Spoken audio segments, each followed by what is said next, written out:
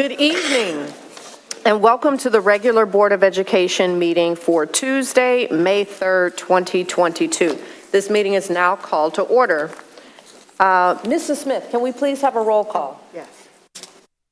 Dr. Blau? Here. Ms. Fox? Here.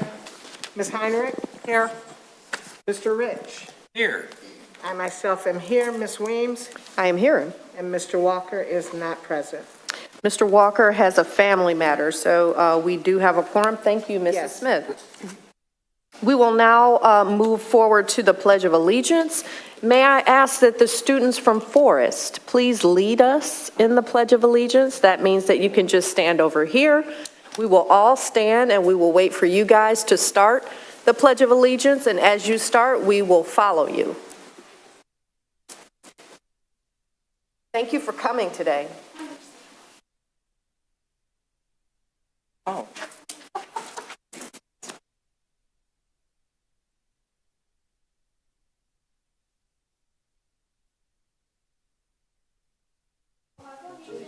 To the flag of the United States of America and to the republic for which it stands, one nation, under God, indivisible, with liberty and justice for all.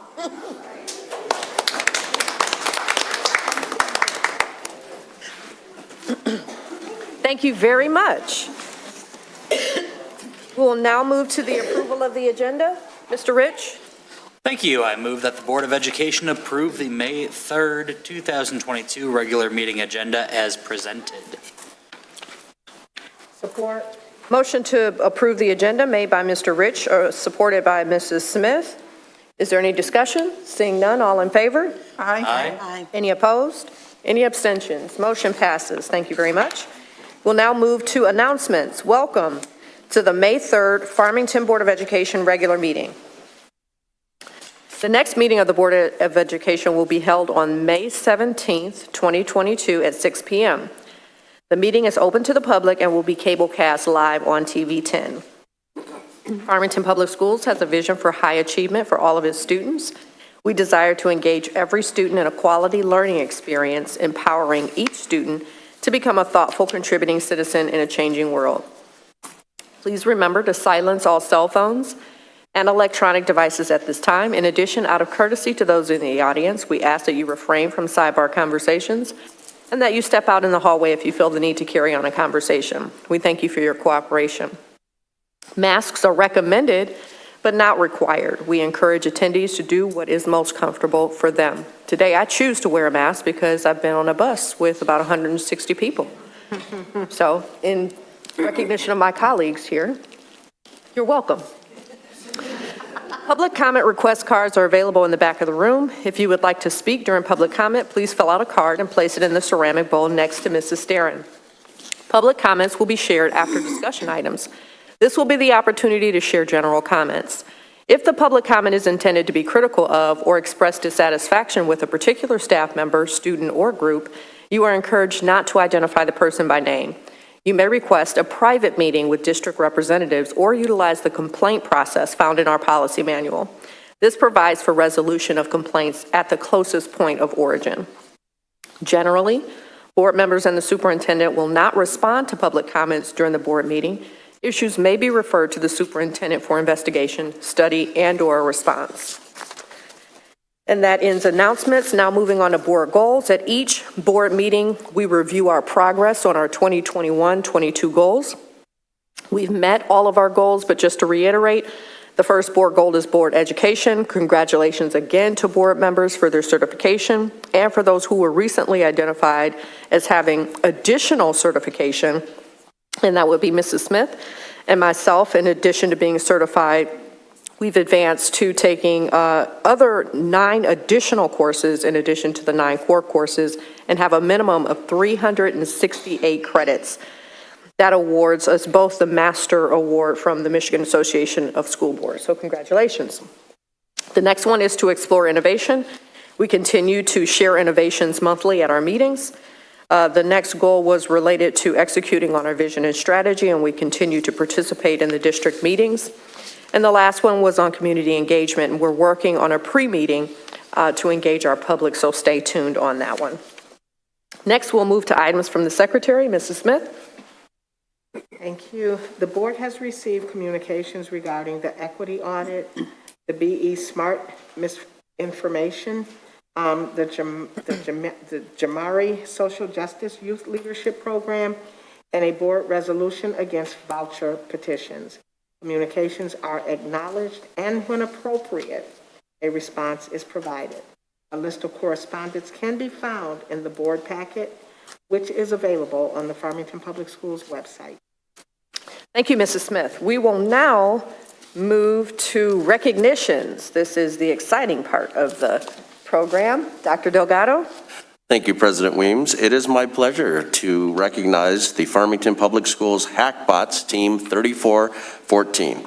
Hackbots is the Farmington Public Schools United Robotics Team. We are proud to say we are an all-inclusive team made up of more than 75 members organized into 10 different subgroups. Hackbots are a diverse, no-cut team consisting of 22% girls and 47% minorities and one very special robot. But we go beyond statistics. As First Robotics co-founder Dean Kamen once famously said, "It's never been about the robots. We don't use kids to build robots. We use robots to build kids." Following that ideal, Hackbots uses STEM programs to build the community rather than using the community to build STEM. We are wired closely to our community schools and other teams. This year's team made incredible strides. We competed at 2 district competitions, finishing as semifinalists and finalists respectively. Additionally, we won the Engineering Inspiration Award and Gracious Professionalism Awards. Our performance at the district competition qualified us to compete at states, where we were semifinalists on our field and took home the Industrial Design Award. After finishing ranked as the 19th team in the entire state of Michigan, we advanced to compete at the first championship in Houston, Texas, held this past April. So with that, I would like to invite up our wonderful teacher. I think Mr. Traxel is here, and your first Hackbots Team 3414 for individual introductions and to share their wonderful robot, Venus.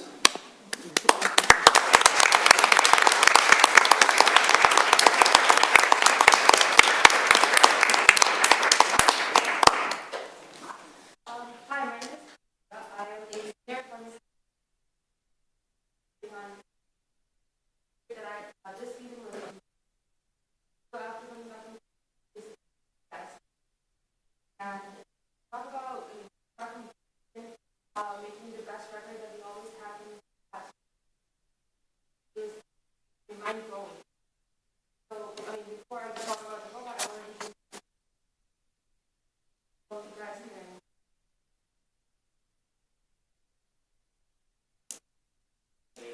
I am a freshman on the team, and I am basically wires the robot. I am basically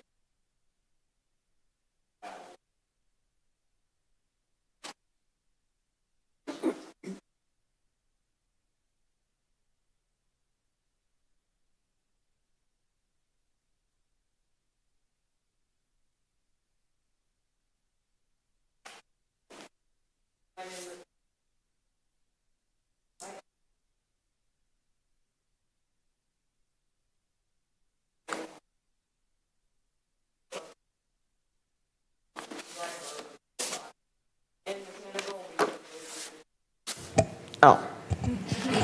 Okay, is that a bit better? All right, well, I'm here now. My name is Henry Francis. I'm a freshman on the team. I am the driver of the robot during competition, and I'm also a member of the mechanical subgroup. In mechanical, we build the robot. So what we'll do is we'll, have to cut metal down, shape it, and assemble it, and that's what you're seeing now, the fully assembled robot.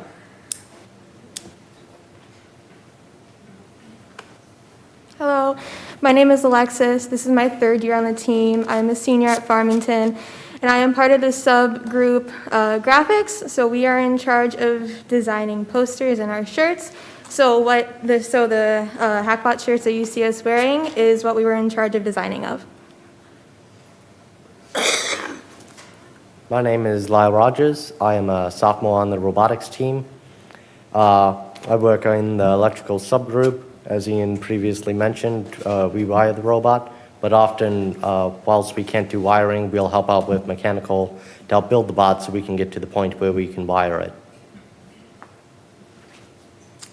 Hello, my name is Vikrant Singh, and I am a sophomore. This is my second year on the programming subgroup of the robotics team, and I'm really proud of the accomplishments we've made and the strides we've taken to make a fully functioning robot that made it to states, and not just states, made it to NATS as well. My name is Akshay. I'm a freshman. This is my first year on the team, and I'm part of the programming subgroup where we basically programmed the robot to make it do various tasks. I'm Vijay Nandaparaju. This is my first year on the team as a sophomore, and I'm on the programming subgroup where we work to make sure our robot works based off operator input. Hi, my name is Jacob Robinson. I am a sophomore at Farmington High, and I'm my second year on the team.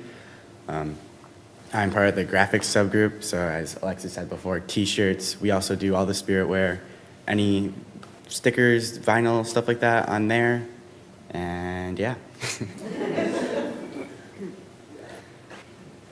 And I am Steve Traxel. For 6 years, I have been blessed to coach a wonderful group of students, mentors who are around the room that represent several companies that work in our community. It was a great year. I think we've been blessed with everything we've had this year. We're excited about how successful we have been. But already we're talking about next year and how we can be better. So with robotics, it never ends. And I see the future is here sitting in the front row, so we got a long haul ahead of us here, and we're excited about where we're going to be. Thank you.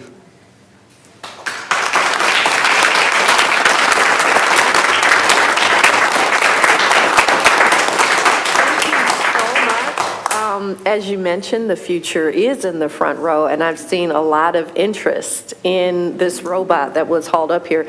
Is it possible to see it work? Yes.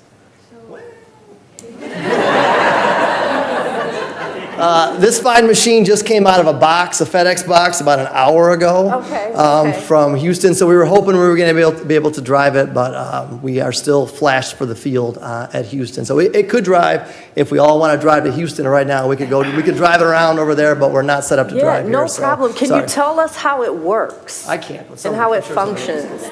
Yeah. Who wants to start off? Okay. I guess I can give you like a walkthrough with what we faced. So, beginning of the season, we came up with a design for the game that we had. And then while they were building it, us on programming had our test chassis that we started like pre-programming things for. Like we had a turn command that allowed our robot to autonomously turn on its own. And then we also had our like drive straight, which also allowed it to drive straight on its own. And then eventually towards the middle of the season, we finally got the robot. It was an exciting day, but we had to make sure all of our motors were named correctly with their IDs and everything. And then finally we got set to getting all of our systems to work. So on the front, you have the green wheels. That would be our intake system. It uses pneumatics to put the hood down, and then we run motors to suck in the ball. And then leading into the robot, we have the belts that will transport the balls towards the shooter at the top. And then we have the shooter at the top, which shoots the balls out. And then you see those two sets of hooks. The one closest to me would be the first set of hooks that allow us to climb up bars. And then we have the other set that shoot out and then allow us to climb to another bar. And at the end of the game, you have a floating robot. Wow.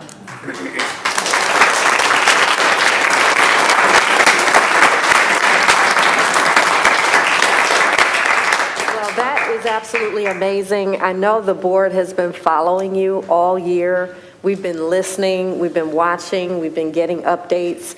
I know several of us have in the past, this year and certainly in the past years, have attended events, and we really, really enjoy everything that you've been doing.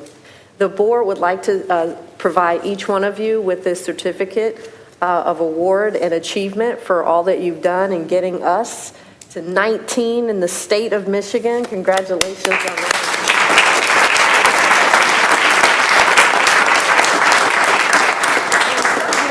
Proud of your additional awards. I love the gracious professionalism. That is outstanding, and it shows up here today. So thank you again for all that you do. We greatly appreciate you, and I'll give you your certificate.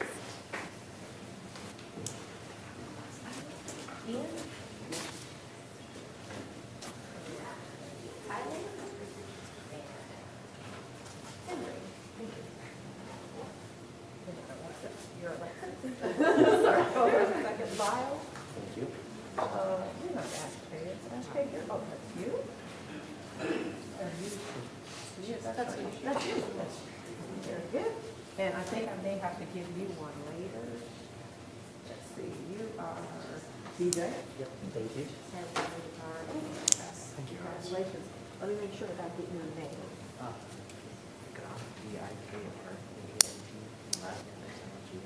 That's easy. Okay. That's how you do it. Thank you, guys. Another round of applause.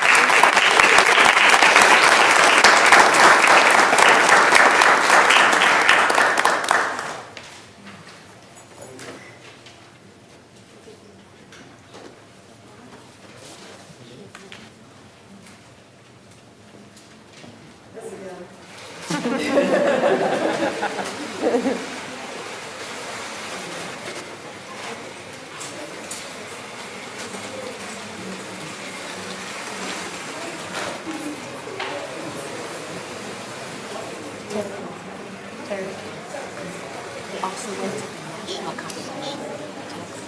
Yeah, that's where they won. Oh, and I mentioned this. Thanks, right. I remember they also won at the national. Yes. Let me send a note to Kathy about it.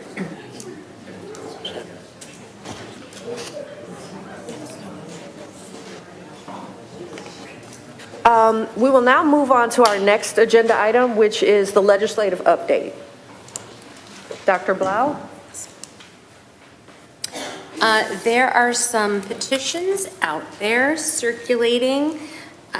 We received some correspondence about them. I'm sure that at tomorrow evening's at the Oakland School Board level, we have a Government Relations Committee meeting tomorrow evening, and I'm sure they will be discussed there. And next week at our own board legislative committee meeting, we will discuss those as well. So at our next board meeting in a couple of weeks, we'll have some more specific information about our board position on those petitions that are circulating. Okay. Thank you. Any questions, comments? No? All right, moving on, then we'll move on to district updates. Dr. Delgado? Thank you, President Weems, and we have much to share with you this evening, and so I'll keep my initial remarks fairly brief. First of all, welcome to May, a rainy May. I want to encourage all of our students to finish strong. We just have a few weeks left in the school year, and good luck to all of those high school students who are preparing for those advanced placement tests, as well as our International Baccalaureate final assessments.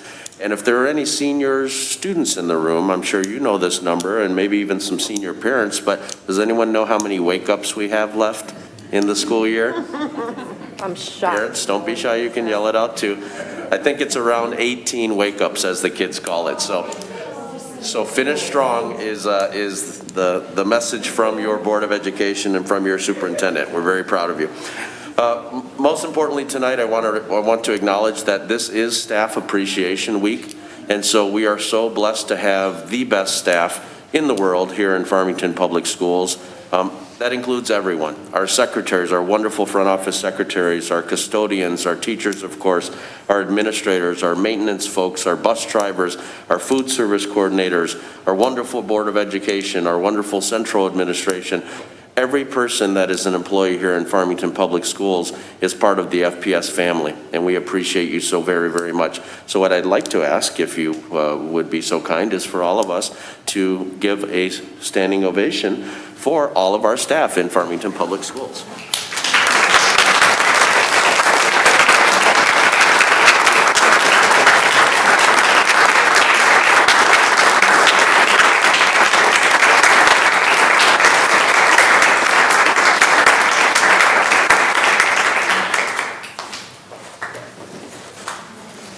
of us together are changing the lives of children for the better, and we thank you for everything that you do.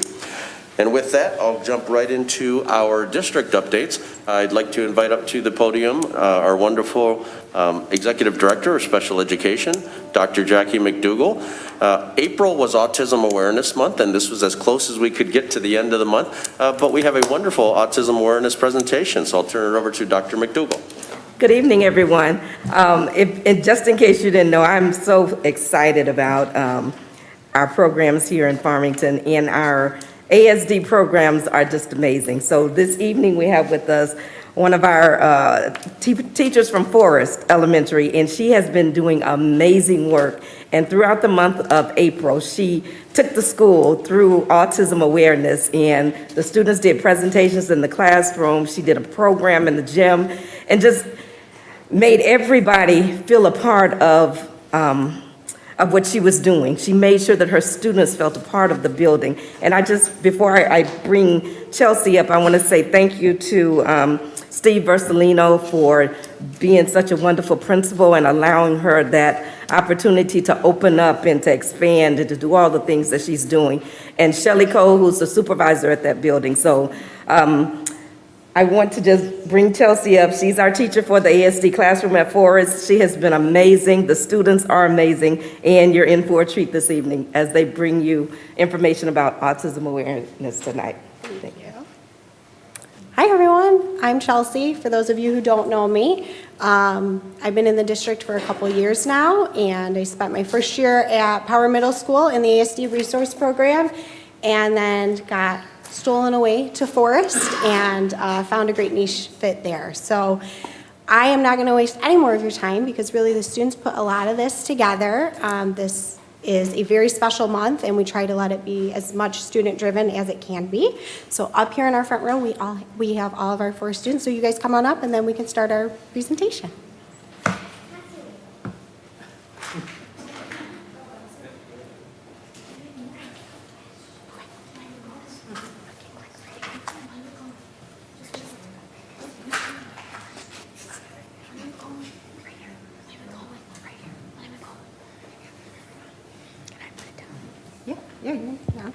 Ready?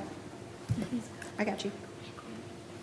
Hi, I'm Kendall Dorfman, and today I'm going to be talking about what autism is to us. Autism is a neurological condition that affects how a person acts, feels, and communicates. At Forest, we know autism sometimes makes things more challenging, but you should never underestimate people with autism, because they are human too. A person with autism could teach you something that you didn't even know.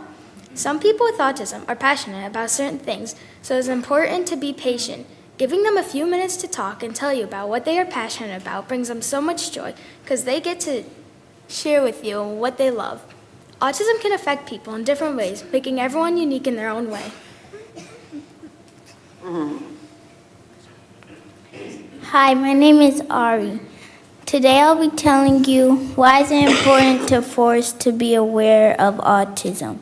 At Forest, we have some friends who have autism, and we need to be aware of how we can help them. We all learn differently, and we learn from each other every day.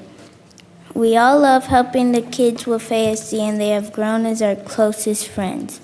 They have been our friends for years and always there when you need it. We believe having autism does not define a person. They are each cool in their own way. We all are just kids and students and forced to appreciate each other. Hi, I'm Tamimi Pastor. I have an autism. I go to Forest Elementary School. My autism makes talking hard. My teachers and friends help me. My friends help me when I feel confused or have trouble talking. My friend Ethan gives me a hug. Remy helps me with work. At recess, Kendall teaches me how to play soccer. I love to play the piano at the talent show. It made me feel proud. All my friends clapped for me. Forest is special to me because I learned to make friends there. Great job.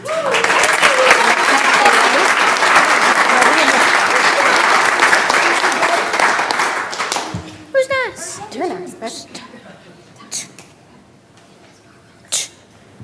Hello, my name respected Ms. Gaffers. I go to Forest Elementary School. I have autism, and sometimes others may not understand me because of my autism. When I act differently than others, my teacher helps my peers understand why. My friends at Forest are kind and expectant of me. We play tag and they help me with my schoolwork. This helps me feel strong and confident.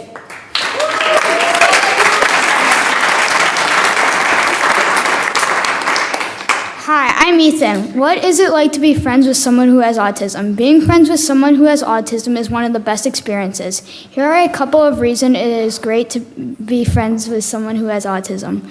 You learn things about them and they learn things from you. You realize the good things about a person and you never underestimate anyone. Plus, you get to make a new friend. Hi, I'm Isaac Cantor. I'm going to be telling you about what we've done at Forest to celebrate autism in April. At Forest, we take time in April to celebrate autism, and we want to share with you what we are proud of.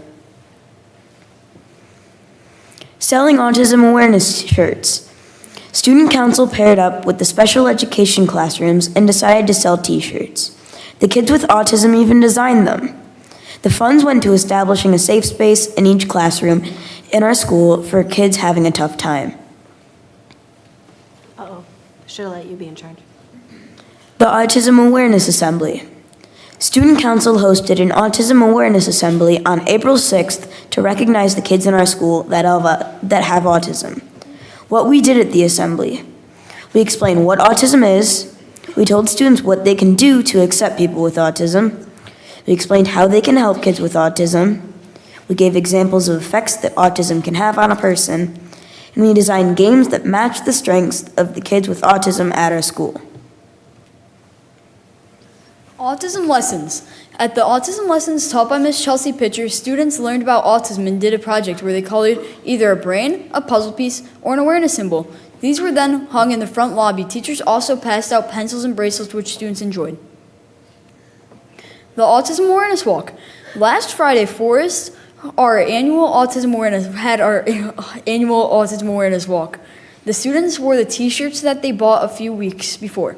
The North Farmington Jazz Band even came. At Forest, we believe in celebrating neurodiversity and accepting everyone for who they are. Thank you for your time and support.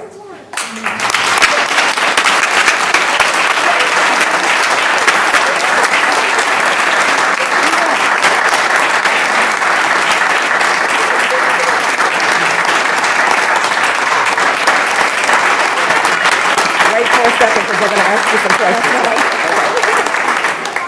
Tommy, wait, they're going to ask us some questions, okay? Thank you so much for this presentation.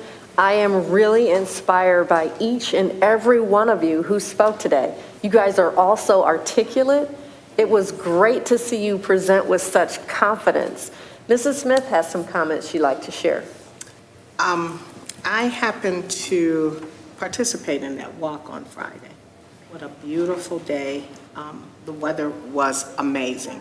But what was the most beautiful is when I pulled up, all those students were outside, the staff, the parents, and Mr. Versalino.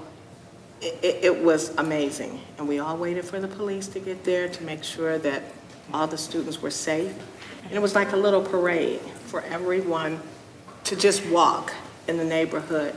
Mr. Versalino, could you come up, please, if it's okay? We've got Officer Clark here too. He led us in the parade, made That's sure we were all right. safe. And Officer Clark, could you come up too as well?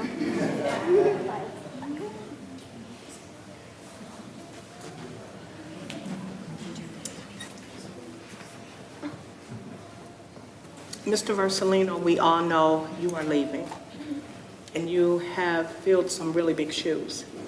We had a principal that many of you may know, and those of you don't know, I'm a little long in the tooth. I've been in the district 25 years. But we had Lloyd Lewis, and those were big shoes to fill. And Steve Versalino, you have done that. You have been the ghost whisperer in this community at Forest. I sat on the committee for disciplinary hearings in the district. And when we had students that had some little slight issues, I'm not going to say they're big, but they were always sent over to you. And those kids have done a phenomenal job under your leadership. I thank you for your service. I thank you for helping us with these students and getting us where we need to be in this district and looking at all children from all different spectrums. I thank you, and you are going to be missed, my friend. And to Officer Clark, not only are you a police officer in our district and in this community, you serve each and every school in Farmington Public Schools. And for this school to wait until you got there to make sure these kids were safe. And I'm gonna tell you, he did not rush. It wasn't like, I gotta go get them donuts at Tim Hortons. But I did. But at the end of the day, he made sure every student was back on time, each student was safe, and he even stood behind and waited to make sure everything was great. We have two great men in this district, and I want to thank you both. You never hear that enough. Thank you to both of you. And thank you, Dr. McGee.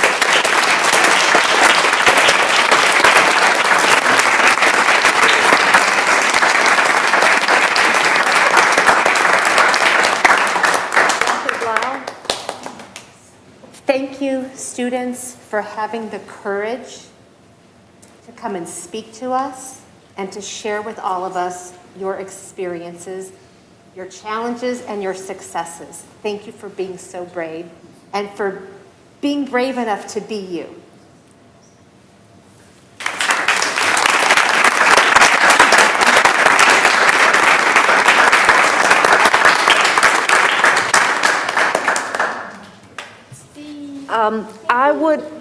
I would ask if the Forest team could move over to the middle. I think that there are some parents I'm seeing that would love a picture. So yeah, if you could just grab up.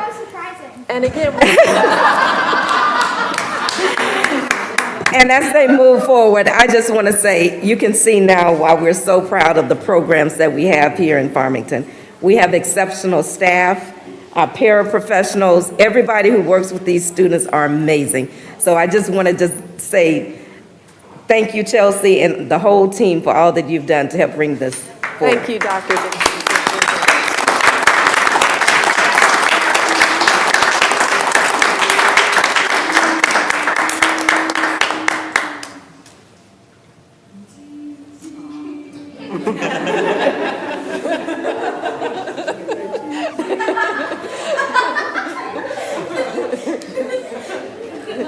That was amazing. Thank you guys so much, and I love your shirt.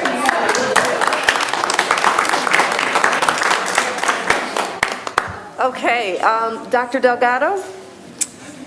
And I will continue going, but I know that you may have homework or other things to do, so it will not be rude, students, if you need to leave as well right now. So We're going to go get some ice cream. okay. That sounds like a wonderful gift. That's a good idea. So on that note, our next three district updates are under the hands of our wonderful Assistant Superintendent of Strategic Initiatives and Innovation, Dr. Kelly Coffin. So I'll have her take it away with strategic plan updates, culminating with the profile of a learner. All right, thank you and good evening. And I don't know how I can compare to that, so I won't even try. But tonight, I'm excited to kind of talk about the last two of our strategic planning goals as part of our annual update that we've been doing each month. These next two goals that we're going to talk about, you're going to hear from our committee co-leaders and co-chairs. And these are two committees that will be wrapping up from this work this year. So they're going to talk a little bit about what the work was, the two objectives that they worked on, where we're at, and then they're going to talk about some recommendations that they have for the district based on all of the feedback that they receive from the Strategic Planning Committee. So the first one is effective management of district resources. So I'd like to introduce our co-leaders, Heather Morton and Peggy Babcock, and our co-chair, Mr. Tom Shelton. He's not able to be here tonight, but we have our wonderful co-leaders here to lead us through the presentation. Good evening. My name is Peggy Babcock, and I am a teacher here in the district, both at North Farmington. I am a music teacher, band director there, and also at Warner Middle School. And it is my pleasure this evening to talk to you a little bit about the objectives we had for our Committee on the Effective Management of District Resources. So I don't know how to work this thing. How that works.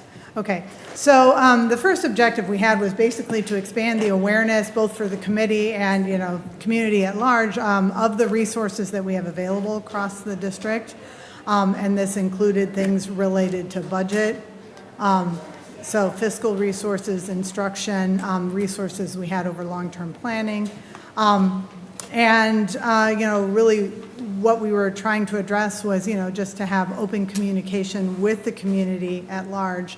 And we did this in a number of ways. The first is, what we quickly figured out is that a lot of us, and myself included, weren't quite sure how the budgeting process works for a school district. And so our initial goals were to, just kind of give everyone an overview and how this all works. So we reviewed the budget and the budgeting process, what it is specifically, how it works, what sort of funding sources we have. We also talked about our current instructional programs, the equity of the offerings we had across the district, and then the human resources that we have as a school district. And then we discussed sort of how the long-term planning is done.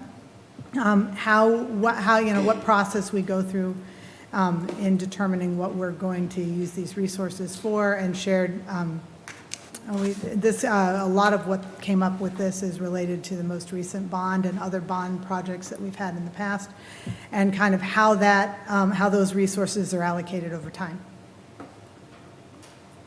Our second main objective was to assess the equitable allocation of the resources across the district, and this involved how we go about getting input for these, how we prioritize, what sorts, and if there are any ways that these are combined and clustered, across the district, and then prioritizing the feedback, and then coming out of that was identifying recommendations for the district moving forward, and with the understanding, and perspective on resource allocation. So we discussed what we do currently, how things are prioritized, and how to prioritize going forward. We discussed how, and this was a big one, how we evaluate the programs that we currently have for their effectiveness. Are they doing what we expect? Are we using our resources effectively? And then, what sort of process do we need to have for what to keep? What do we do if something isn't working or isn't working the way we want to? And then how do we know that? What's the evaluation process? Do we have a process for this? And there was a lot of discussion around that. And then how do we communicate that to the community at large, and within the district, and the larger Farmington Hills community? How do we communicate what we are doing? Okay, and I am going to turn this over to my partner in crime on this, Heather. Hello, I'm Heather Morton. I currently am teaching second grade at Kenbrook Elementary. I've been there for 3 years, and prior to that, I was a building sub. I was a Title I interventionist. My kids are in the district, so been around for a long time. So I felt very lucky to be part of this because I had both views looking at this. I had the teacher side of it, and then I had the parent side. I discovered a lot of things as a parent that I was not aware of that our district offers, that I think would be a great benefit for those things to get out there. So I'm excited to see how those things turn out, because as a parent and as supportive of the district and the great things that Farmington Public School has, that we need to get that out there so people know what we have to offer. And when they're looking to move into the district, that they see these programs that we have and how wonderful they are. For example, the presentation we just watched was fantastic.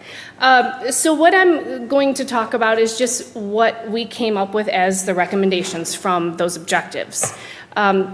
So program evaluation, it's from the parent side of it, some comments were that there's all these things that we have that the kids are working on, but how much money is it costing, and how long do we wait around to find out if it's effective? And from the teacher side of it, we have so many great programs, and we know that they cost money, of course, and how many teachers are actually using them? How are they being used in the buildings, and if they're being accounted for? And kind of looking at it as student growth is the biggest and most important part of these programs that we're paying for. Let's see here, the equity and resource allocation. So that's looking at the funding that's coming in, which was something that we spent weeks on, or numerous meetings just talking about the money, because that's, people in the community look at all these bonds that are out there, and where is it going? I don't see this building getting fixed, and this building gets fixed, and who decides which one's more important, and how many different contractors are looking at it to give you the best price, and who says what happens first. So that was a lot of unknowns from the community. And we had a lot of great questions that came in. There was meetings where we felt at the time we were supposed to end, we almost had to cut people off to, stick to our plan of making sure we were ending on time, yet we wanted to make sure that we were able to hear everything that they had to say. So we were just looking at trying to figure out this equity piece of all these funds throughout the district. And evaluating and prioritizing programs and services by buildings. So we know that there are things that are consistent at each building and grade levels, and then there are some that we don't all have, and some look at it, where does that come from? How do they get that program and we don't get that program? A lot of it was unknown. It's grants that the teachers apply for. It's PTA funds that are getting these wonderful resources that I will speak up for and say that I'm kind of jealous about one certain program that another school has that I would love to have. But it's all about funding, and we don't just have this endless supply of money coming in where we can just get everything, and then we need to give a reason why we're using that money for these certain programs and getting feedback from everyone that's involved in these programs. Parent and community engagement. So this was brought up a few times by certain parents. What about this program? It was the STEAM program that was supposed to go in at a middle school, right? And it didn't, but nobody knew why or why it fell through. So it was just that communication and trying to figure out how to get that information out there. It's kind of hard to come up with an easy way to do that, but somehow having that communication to ask for their input. What do you think about these programs? And a lot of it was they needed to really know where the funding came from to understand where these programs are coming into place. And talking about long-term projects and just getting input from community members, from parents, and also from staff. I'll throw that in there. So, and then centralized purchasing. So we know that we have these mass amounts of things in buildings. For example, I know Kenbrook has a huge amount of books that are in numerous places around the building, and they're sitting there, and they haven't been touched for years. Only because when I was doing reading intervention, those books are in the same spot that they were 4 years ago. And they're just sitting there, and I'm thinking there's got to be other buildings that could be using these books right now that nobody even knows they're here, to know, you know what, hey, what school needs these materials that we're no longer using in this building, and trying to come up with a way to put that out there. And then also centralizing purchasing. I know once upon a time we did paper. It all came into one place and then it was distributed. And I know that was one example that we talked about that didn't end up being reasonable anymore to do it that way. But using just the stuff that we have that we've spent money on, and if we put it aside for some reason in one building, letting other buildings know that we have that available for use that definitely could be used in another building. And those are our recommendations. So I want to thank you for listening, and I know you've attended meetings, and we've had a lot of community members. It's been really good, and it was a very good learning experience for me as a parent and as a teacher to understand the budget. So thank you for listening. Thank you for your presentation. We want to especially appreciate you and all of the community members that participate on this committee, spend their time. I know you mentioned that sometimes it gets to a point where people get really engaged and there doesn't even seem to be an end, but that's great because people are really participating. Right. I love some of the recommendations that were coming out of that. I really appreciated some of the thought that was put behind and the rationale and understanding of how resources get distributed and how special groups and those kinds of things may have a play in that. What do we do, Dr. Coffin, with these recommendations? How do we determine how viable these recommendations are and what our next steps are? Yep, so our next steps is these recommendations will go to Cabinet, just like any recommendations that we're getting from our Strategic Planning Committee. We talk about that each week, where we're at in our strategic planning process, and focus on specific goals. So these will come back to us. A lot of it you saw was around money, and so Ms. Kaminsky was at all of our meetings, and she was very helpful, not only in the education piece of this, but also providing some perspective on how this might look. So this will go back to Cabinet, and with this being incorporated in the respective departments based on the community feedback. I know this must be, I know a lot of time has been spent in this area, and I'm not suggesting that we have a whole nother work plan associated with this, but I do wonder what participation do members of the community and teachers have in the implementation of some of the recommendations? Like, what is the feedback loop? How do we close that? Because I know there are lots of members of the community who have participated in a lot of the committees and strategic priorities and work that we've been doing over years. And some of the feedback that I get is, well, I don't know what happened with that and what we did. So I just wanted to know whether we're going to be able to give any thought to how we might close that loop. Yeah, so everybody that was on this committee and the next one you're going to hear from know that this was a wrap-up. And really, I'll say we started out with quite a few committee members, and then probably the last couple meetings, they said, okay, we're good. We get this. We know you're going to take this to the district, so we're comfortable with that. So certainly it's about communicating on a regular basis about what's been achieved through our strategic planning process and continuing to provide those updates. We also have emailed out to anybody that were on these committees that they could join one of our other committees and continue that work. But I'll say for this committee and the next one that you're going to hear from, we heard a lot of really positive things from community members saying, we see this now. Like, we see now there is a solid plan, and we trust that the district's going to implement this. So we've tried to at least tighten up with that and wrap it up with our committee members on these two committees, and continuing to invite them to continue to stay engaged in the process. That's great to hear. Thank you so much. Mrs. Heinrich?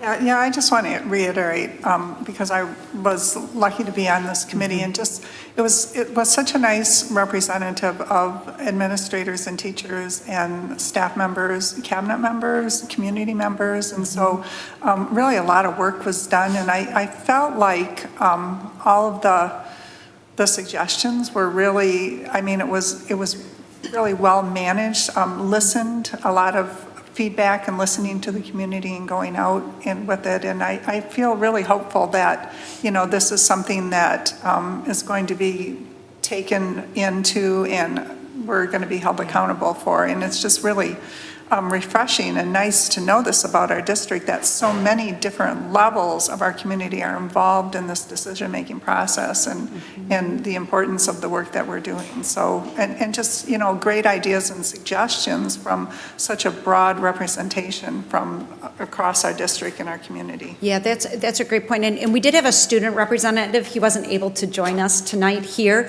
but he offered a really good perspective from his lens of where some of the equity issues were. And from his perspective, he knew whatever pathway he was on in high school, but he was worried about some of his other friends who may not have those opportunities. So his perspective is part of this, and it's been included. And I think the other piece to this is it really gave, for me, we often hear about communication and transparency as an example, but I feel like our parents and our educators really help me to see it in a different way and really truly understand that it's ongoing and meaningful communication, that our parents are here to support us and they want to be involved and engaged. And so when they feel that they're missing out, they want to feel part of the FPS community. So it was just really, really good and meaningful feedback for us to bring back to the district. It's really helpful. Thank you. Did you have something, Ms. Fox? No, actually, she did pretty much. Mrs. Smith? Couple of things. The strategic planning committee that we had the prior meeting with the communications. Yes.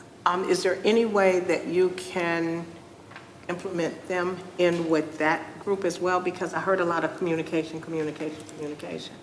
And so you don't want to miss that link. Yes.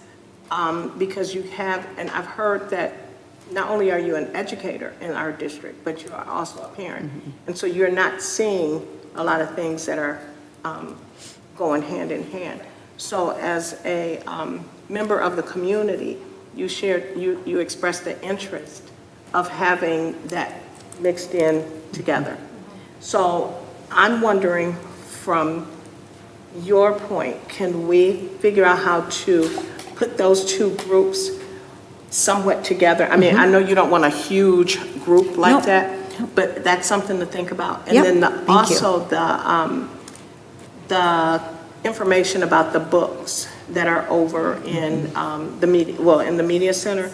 Is there or is there not a media tech over at Kimbrook? Yes, Okay, there is there any way that there could be some time where that tech can go through those books and those things can be resourced out to other schools, as well as if they're not wanted or needed, we do have the PTA that can give those books to someone else. And we also have FAPN on Saturdays. So those books can be given to those students as well. I hate to see a good book just laying around and nothing being done with it. Yes, and I think Kenbrook did a little bit of spring cleaning, and so that's when those were discovered. So Just absolutely. Just don't tell her it was me that brought it. Oh, she knows. She knows now. Okay, sorry. It's out there. It's out there. So she knows. I know. It's live. Yes. All right. Thank you so much for this you. presentation. Thank you. Thank you. Thank you, guys.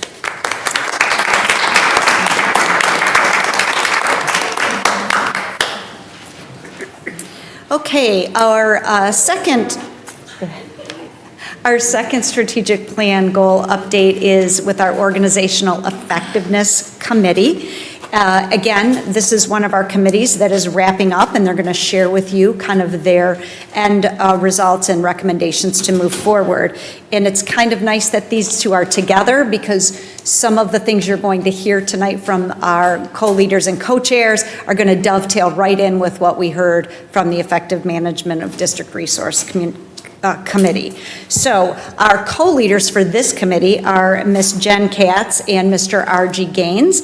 We have Jen here presenting as part of the co-leader group, and then our co-chairs were Ms. Allison Robinson and Mr. Drew LaCroix, and so Allison is here representing them. All right. Good evening, everybody. Thanks for having us tonight. So we are the Organizational Effectiveness Committee, and RG and Drew are sad they could not be here tonight. They had some prior commitments, but wanted to pass that along. So we were a small but mighty committee. We spent, I would say, probably the first 3 or 4 meetings really defining what organizational effectiveness was in terms of a school system and a school community. We had a lot of great, really educated, really passionate professional members who really wanted to be a part of the organization and work on some efficiencies, some areas where we could shore things up. So we talked a lot about the journey we talked a lot about what is organizational effectiveness within a school district. And we struggled and we wrestled a lot with it, and we did a lot of Padlet activities where we were coming up with what does this mean, what does that mean, grouping, sorting things together to really come up with a definition, so then we knew what the work was moving forward. So that was a big part of our first year, was really kind of narrowing in on our goals. We found that we came to, or let me make sure I press the right button here. Nope. Yes. All right. We came to really 5 components that our parents and our community members really felt passionate about, and we really did try to step back as school members and listen to those voices, because we realize when communication comes from schools, it comes from us, right? And it's written in school language, and it's not always user friendly, and we have a different perspective than a parent might, or a community member, or someone that's been here for a while. So we wanted to make sure that we were really taking a bit of a backseat and just guiding the process and listening to those voices. So 5 things that came up that we wanted to look at in terms of our parameters for organizational effectiveness. The first one was equity in learning. And the group that went before us, as Kelly said, set us up perfectly, because a lot of what they were talking about were like, yes, this is what we were talking about as well. So this idea, obviously of equity, each learner getting what they need to be successful in the district. Transparency with the community, right? So talking in that financial piece as well, right? Talking through the decisions, how decisions are made, why they're made this way, what is it that we're offering and why. Stakeholder input was a big one as well. So that's why we were happy, particularly at the beginning when we were setting our goals, to have so many community members and parents involved. Communication out to the community, the different ways that we communicate. Are we doing it most efficiently as we can? And then teaching to the whole child. So those were the things those were kind of the 5 themes that we discerned as we were going through and talking about organizational effectiveness. And so we use those to drive the goals that we set. Oh, wrong one again.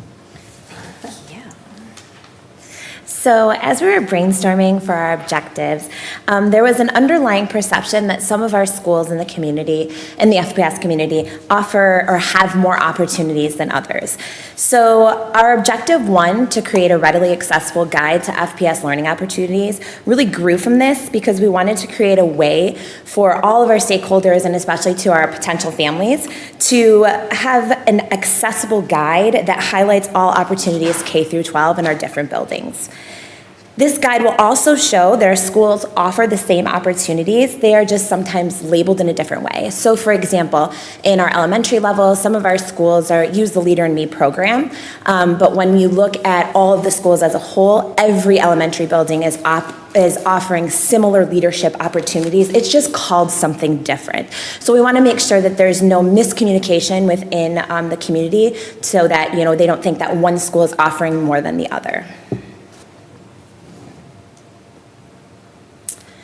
So as we began researching our FPS Curricular Pathways, we noticed that our Objective 2 began to kind of bleed into with our Objective 1. So the high school, we went through, and the high school websites already have all of their curriculum pathways mapped out and published, and they're accessible to stakeholders and our families that need to access or need to see them. So then we found out too, for the middle schools and the elementary schools, the curriculum advancements, so for example, enrichment and workshops, will be captured in the guide that we are publishing under Objective 1. So they kind of merged into each other. So what we have done. So we received stakeholder input on current learning opportunities. We really took a lot of our time, as Allison said, to listen to the voices of our community members. And as I mentioned before, we spent a lot of time brainstorming and narrowing our focus to create our objectives. For number 2, we reviewed current curricular pathways, K through 12 in FPS, and we looked through our K through 12 websites and identified what was missing and used it to drive our guide. We got feedback from our principal survey and brought the data to the group. We are very fortunate to have technology-inclined group members that were able to sort the data and then share it out to everyone. And then we standardized the names of the categories that we used in our principal survey and then resent it to the principals to make sure that nothing was missing. And number 3, finally, we were able to identify some strengths and area of potential improvement within the organization itself.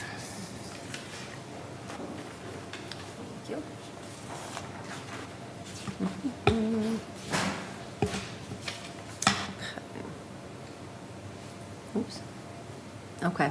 So what we're working on, as Jen mentioned, we really did dig into this perception that, this school offers this school doesn't offer this. Is my kid getting what they should be getting if I send them to this school versus this school? And I know, particularly I'll say as a middle school principal, I hear that, when we have the Farmington STEAM Academy, is my student also getting, as much, STEAM education as they are if I were to send them here?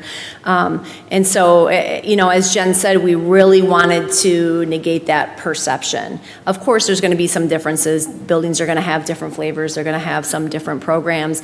But we really went across, when she mentioned the principal survey, we created a survey and we sent it out to all the principals K-12, asking them about opportunities that they offered in different areas. So we asked about leadership opportunities. We asked about SEL, or social emotional learning. We asked about DEI, diversity, equity, and inclusion offerings. We asked about extracurriculars, any advanced academics that we offered. And we asked that mostly K through 8 because this high school has that so well, published.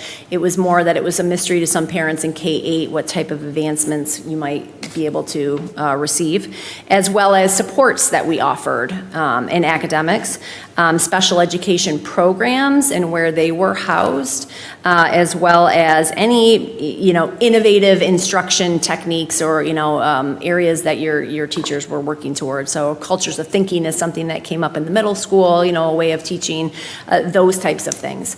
So that was what really what the survey was, is for principals to fill it out. We standardized it all across the board, and then we resent it to principals to say, hey, just in case you missed something, you probably forgot you had this and that. And then our next step now, we're working toward the publication of our findings. So as Jen mentioned, we had a couple of tech-savvy parents, hallelujah, not me, who took all of the data and, scrambled it in some wizardous way, and put it into these, beautiful spreadsheets that we were able to go through and refine. We shared that with Kelly at this point, or Dr. Coffin at this point, who's working with, I think our Diane in her department, to give some mock-ups of what that could look like. Our hope is to publish them on school websites as well as the district website. So when you're a parent coming in, well, it serves a couple of purposes. When you're a parent that's looking for the district, you have all of these, wow, look at everything that they offer in all of these different categories, readily accessible. So there's a PR component to it, but also more of that, I would say almost equality piece to say, oh, wow, okay, well, look at all the 3 middle schools are offering this. All of, both high schools have opportunities for my, students to be leaders in this area. So that was really the piece, is to sort of counter that perception that some schools have more, are better, you know, whatever that understanding is. But also, you know, as you're coming to look at the website to see, wow, look at all the offerings that we have that are offered across the board. So we're at that point now where Diane and her department are looking at making some mock-ups of what this could look like. And while our committee will be, you know, dispersing at this point, we will, you know, bring them back together to look at what we have and to make a decision on, especially from our parents, what's most important. Like if you're a parent in the district, what do you want to see? How do you want it to look? So we had some great voices throughout this entire process, lots of interested community members, you know, good participation from schools as well. It was a really interesting and fun experience. And as much as I wasn't sure about it going into it, like I actually really did look forward to the meetings.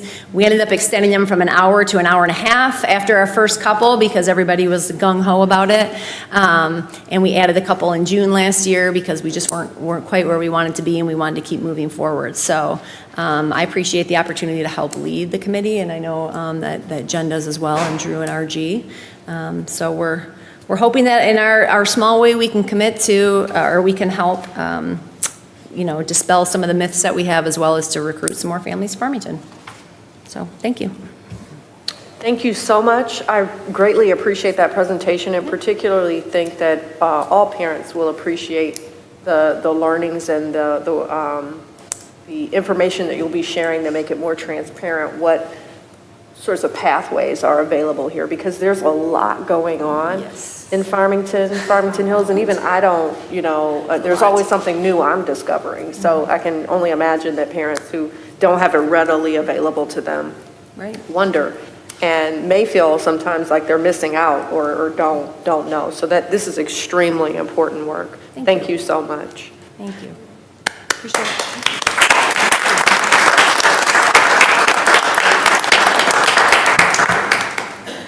And just in closing on this, the last part there is the committee was very adamant that organizational effectiveness needs to be part of every committee. And so that was really kind of the idea of we've done what we can do here. But to President Weems' point, there's a lot of things happening, and the survey to the principals had to go out 2 or 3 times for everybody to even recognize what was happening in their buildings, and then to get that into that place where we could show parents that this is your home school and you can be proud of everything that's being offered there. So we'll be working with Diane and her group to create some mock-ups, as Allison said, and get the feedback from our parents. So thank you.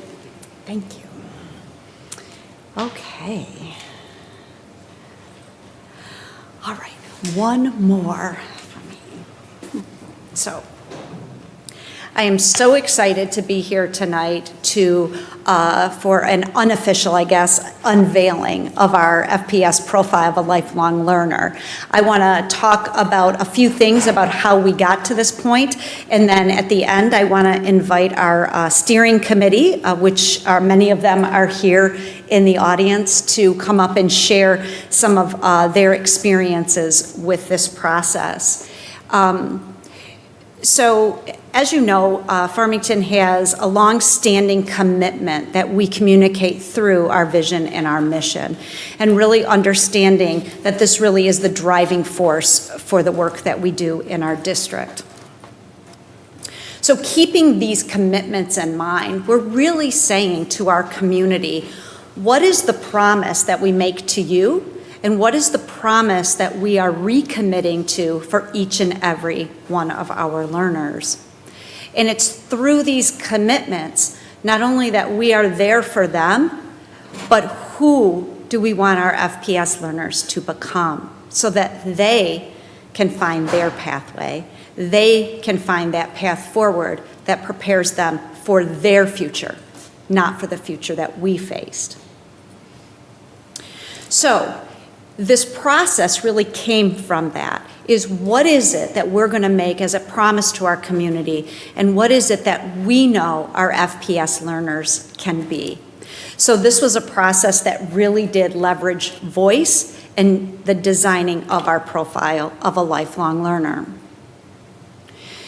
So we had the pleasure to work with two wonderful facilitators from KnowledgeWorks, Laura Hilger and Sid Young. They were not able to be here today because they're like in North Dakota or something doing some other work. So, but they did a phenomenal job of facilitating a group of people in us. And I know for the steering committee, it was, we need one more meeting, we need one more meeting. And Laura and Sid were always there. And that's, you know, just we're so thankful to them for being able to provide us this opportunity as a community. And it's really about the amount of voice that was included in this work. So we talked about this a little bit prior when Laura met with the board earlier this year, but just a reminder that we had, we're at the round 5 right now, but we started earlier in the school year with our leadership team and really talking about what is a profile and giving and sharing information with our leadership team.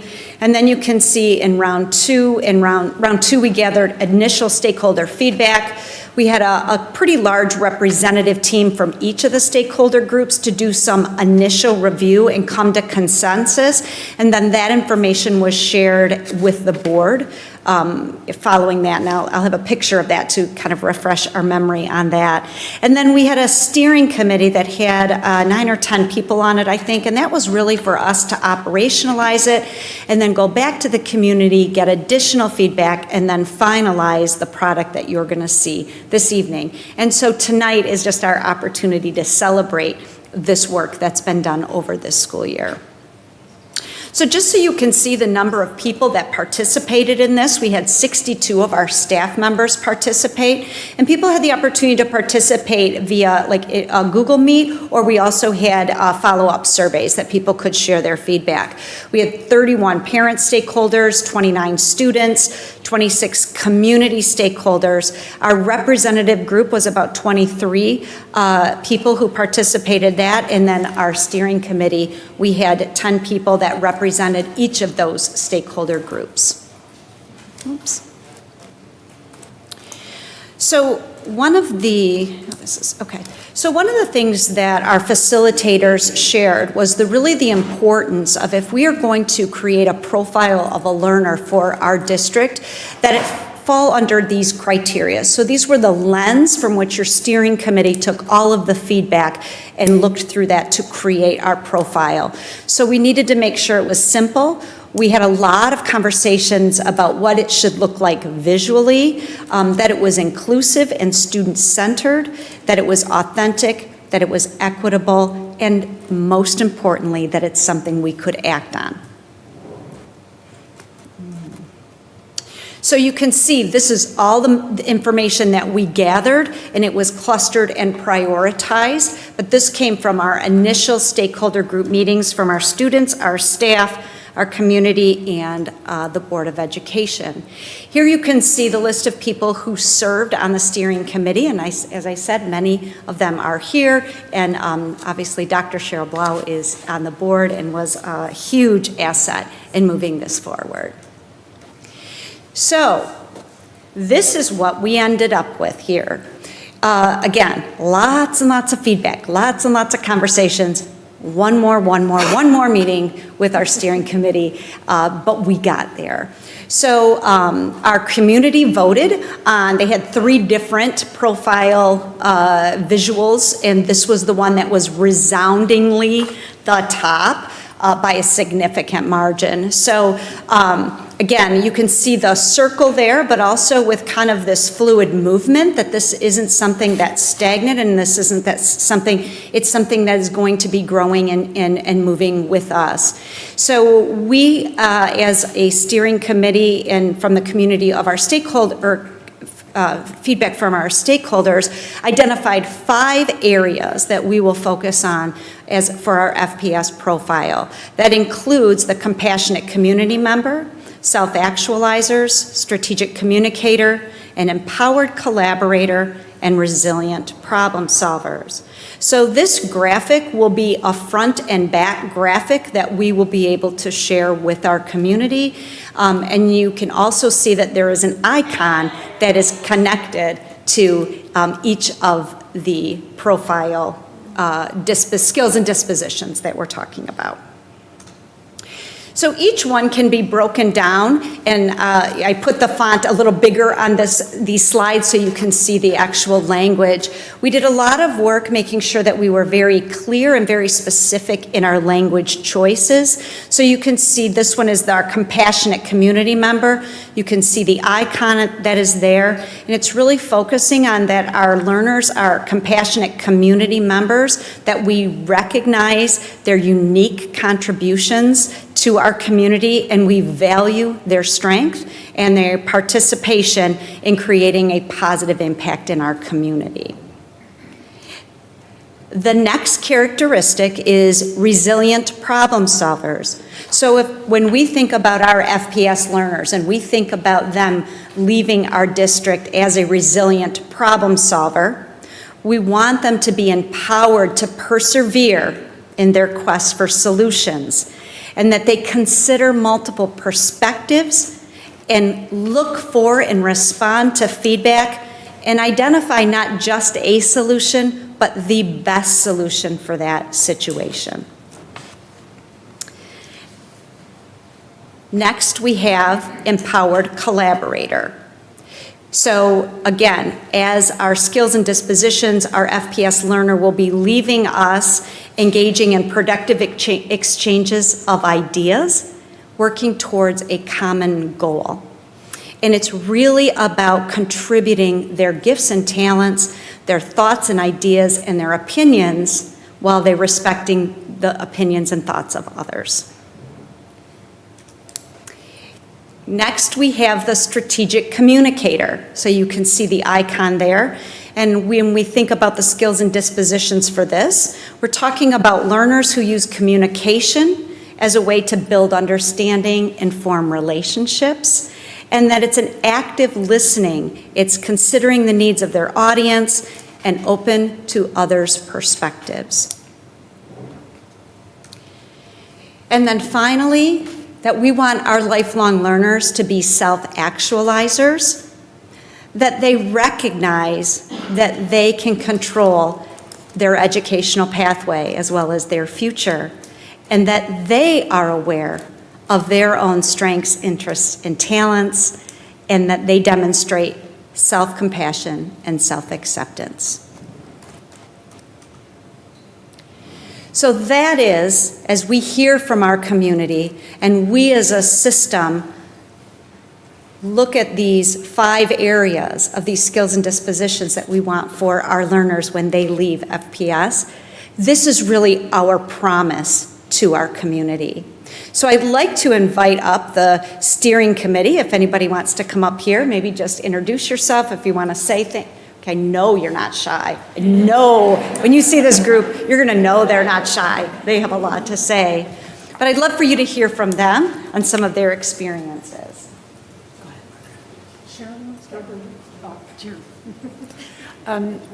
We've been talking a lot about learner engagement and using positioning and authentic tasks to really push engagement forward. And what's amazing to me is the connection between that work that we started to launch at the start of this year and where this profile landed, and to think about what's the end, why are we positioning students, why are we creating authentic experience? It is to this end. It is to serve this purpose for each and every learner in our system. And so I'm excited to see connections that are naturally coming together. And actually the mission and vision was written a little bit ago. And when you pull out some of the key words, it really did connect to where we landed, even though we didn't kind of start with that. We started with what we wanted to see in kids, and to see it connect to some consistent commitments that we've made to our community and ourselves has been pretty powerful. So I'll make that connection. Good evening. I just want to share that this was probably the most fun work that I engaged in this year. And the reason is because it allowed us to really dream big. for what we want for, again, each and every student. A lot of times we talk about all students and then we forget the individual, but this let us think about for each and every kid that leaves Farmington Public Schools, what do we want them to be equipped with? What do we want them to be able to do? And I thought the process was great, but really just to be able, again, to dream big about what we want for our kids was incredibly important. So thank you. Hi. As a teacher, I really appreciated being on this committee.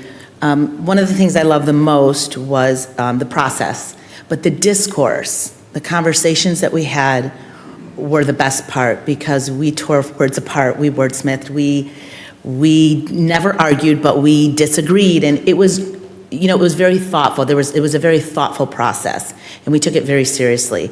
And I love that I can take these as a 5th grade teacher into my classroom, and I could read these to my kids and they would understand it. Might change for lower L, we could change some of the wording, we can work on that for lower L, but I think it's important for our kids from K. We start right from kindergarten on, and we start implementing this. I think I'm very confident, and I was very honored to be on this committee, so it was great. Thanks. One of the things that I'm most proud of about our work together as a committee is that while we did take a look at some of the profiles of a learner from other districts throughout the nation, we kept returning to the data that we had collected from our own stakeholders here in our district. All of the parents, staff, students, and teachers who had given, and our board as well, who had given input at the front of this process, telling us what you all felt were the important elements in our profile. So, and one of the things that really stood out, a lot of our stakeholders in the initial collection of feedback from everyone mentioned things like passion for learning, charting one's own course. And so we kept coming back to that original data from all of you to make sure that our profile accurately reflected what you told us you all wanted to be present in our profile for our FPS learners. So it wasn't what we each felt was important, it's what you told us was important, and we were really true to the data that the community had provided for us. So I'm really proud of our work there.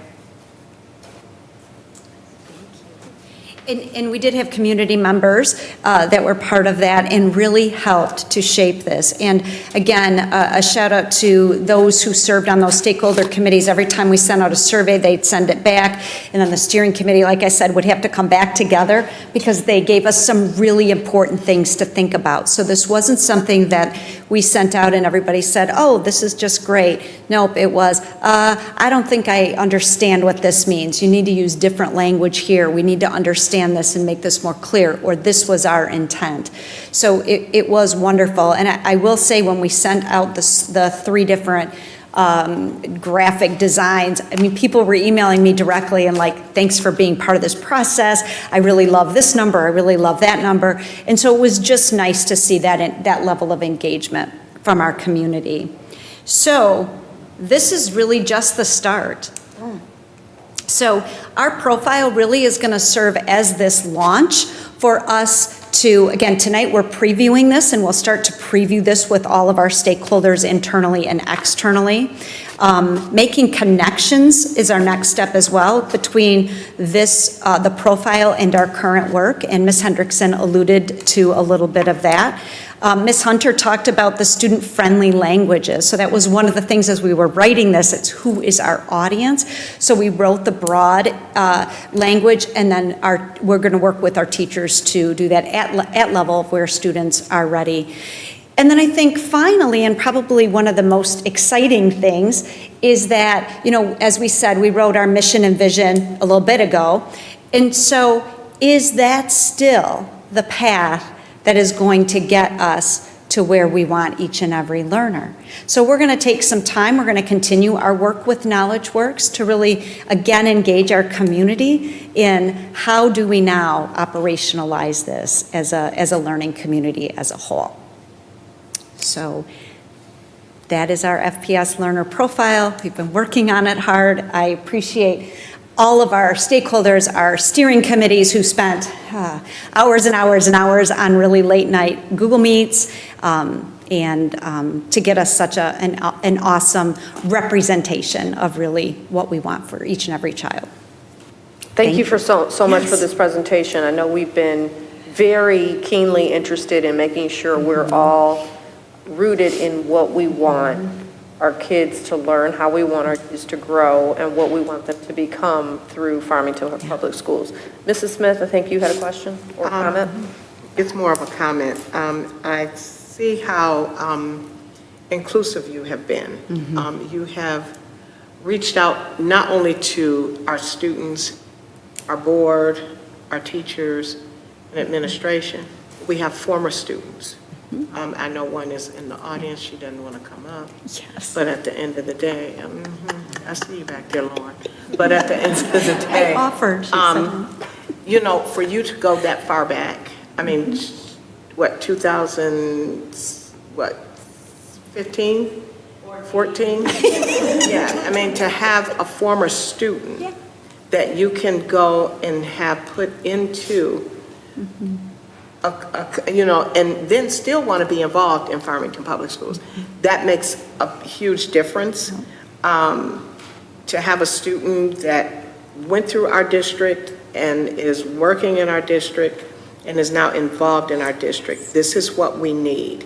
And what we're trying to do is get them to tell us what their needs and wants are, or what they saw in the past, that what they want here in the future. So I appreciate it, even though she decided not to come up to me. Well, thank you very much for this opportunity. Thank you to all of you and all that you represent who weren't able to be here tonight. But it was great work, and it's just the start. So, Thank you so much.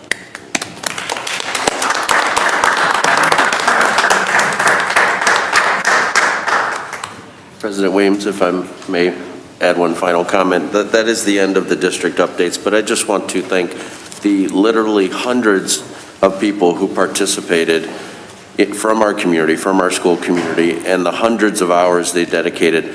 This work this year with the strategic plan culminating in a profile of a learner is remarkable work, and it takes extraordinary leadership, and it wouldn't have happened without Dr. Kelly Coffin. She helped organize this.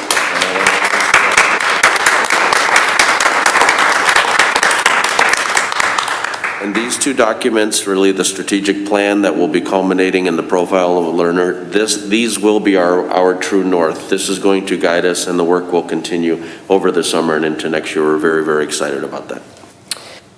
Thank you for that. I just want to also add that I've been on this board this is my 7th year, and I have not seen as much progress in moving forward on our vision, our goals, our strategy as I have in just this past year.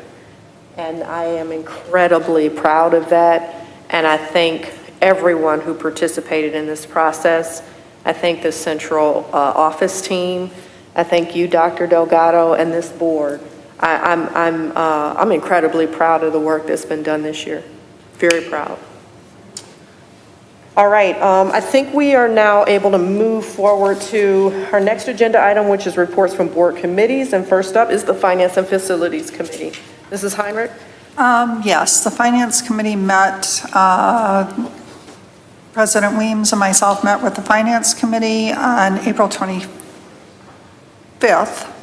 And the first thing we talked about was the calculator purchase that was presented at the last board meeting.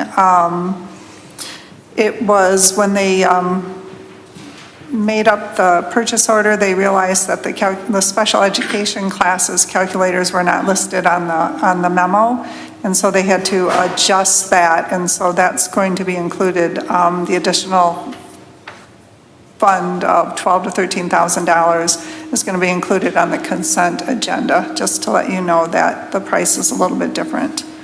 Next, we had a presentation on the collaborative space furniture. Over at Warner, there's some large classroom spaces, and this is going to be a discussion item.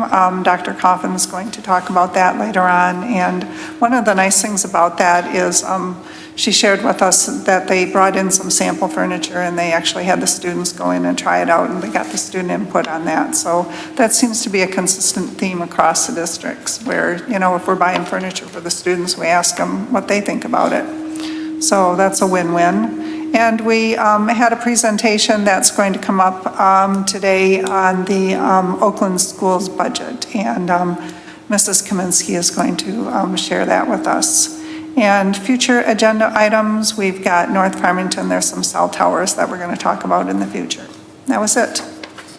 Thank you, Mrs. Heinrich. The next one is the Community and Communications, the Community Engagement and Communications Committee. And Mr. Walker is not here. Would you mind giving the update? No problem. Thank you. The Communications and Community Engagement Committee, we formed this year as a board, in particular to see if we could find or create new opportunities for board members and community members to engage in meaningful dialogue together. Beyond just a 3-minute public comment and then we don't have an opportunity to dialogue together. So we are happy to report that we are in the process of creating some structures for next school year, where at least 4 times during the course of the school year, we will have some kind of opportunity. It won't be like this, where the board members are here and the public are over here. It will be something much more interactive, maybe around small tables. We're thinking about having a different topic perhaps for each of these meetings. So it wouldn't really be called a town hall. It would be perhaps more like a forum or an opportunity to dialogue. And we're really excited to begin to create these opportunities for our community. Is there anything that I left out, Dr. Dudley? The other thing is that we reminded each other that part of the purpose of the committee, the creation of the committee this year, was to encourage our board members to actively participate and attend events, which all of you have been doing. We have a calendar that you see each week, and you check off the different items, and we make sure that we have support and representation. And that too gives you an opportunity to have face-to-face dialogue and engage with more and more community members. And so we're excited and appreciative that you've all met that goal this year as well. Thank you. And just finally, there was one community committee of the whole. The board met a couple of weeks ago to discuss team building activities, the budget process, equity, or the board's learning, and district leadership. One of the areas that the board is expected to consider annually is the superintendent's performance, which we did already in December and will continue to do every December. That resulted in Dr. Delgado being rated as highly effective. The other area that historically we've evaluated every year is the superintendent's contract. And so just wanted to make sure that everybody was aware that that's something that we'll continue to revisit or look at generally every year. The board is interested in establishing some stability for the district, so we'll likely propose an extension and have that on the agenda sometime before the end of the school year. With that, we can move on to discussion items. The first is on facilities. Dr. Delgado, do we have someone here? Is John here? I see someone leaning. Oh. So I think we have someone who's knowledgeable and can speak to us about the underground storage tank removal. Thank you, President Weems. Can I make a quick introduction? Please. Before you ask any questions here, my name is Scott Staber. I am the president of Arch Environmental Group, and we do an assortment of environmental things in the district. Although business can be painful, it's actually kind of exciting for me because we work in districts throughout the state, but our company happens to be here in Farmington. So although we go to board meetings all over the state, it's the first time we've been here in the district where our company resides. So that's kind of exciting for us. And just to get to the dirty work, I brought a couple experts here with me. George Onko, he's our staff architect and UST guru, although he doesn't like me to say that. And Nick Marcelletti is our staff geologist. So in dealing with underground storage tanks, you not only have to deal with the tank, but oftentimes you have to deal with contaminated soil. So that's why they're both here. I'm just here to make the introduction, but I can pass off any questions that you guys might have. Thanks. I know that we had a presentation at the Finance and Facilities Committee meeting, so I don't have any questions, and we provided that update before. Yeah, now this is for the underground tanks at the facilities on the 10 Mile. That's correct? Correct. And you said that there was some contamination. You did soil borings to determine that, and you're working with the proper guidelines to care for that? Absolutely. That's our job. We're the consulting and testing firm, not the firms that you're looking at in regards to actually doing the removal and the mitigation. And so, I mean, it's obvious that these are old, they continue to age, and there are some concerns about leakage. So this is not something that is a nice to have, it's a need to have. So this will come on as an action item. I think it's the next meeting, or is it this meeting? So they are going to be removed. So it's a matter of just presenting that. They're going Correct. to. But you're not doing the removal? No, we are just your consulting firm and testing firm and oversight firm. Okay. And we do that, again, in the district for other things like drinking water and mold mitigation or asbestos, things like that. Are there any questions, comments, concerns? Okay. Oh, Mrs. Smith. After the removal, do you come back and test again to make sure that you got everything out? Yeah, there's testing done throughout. And then at the end, there's also sampling and a closure report that has to go to the state of Michigan to get approval so that you have a closure. There are different types of those, but I don't think we want to get into all of that, but yes. Thank you. Thank you very much. I think the next item, thank you very much for your Thank presentation. you. Thank you for coming all the way here thanks for too having us. today. We appreciate it.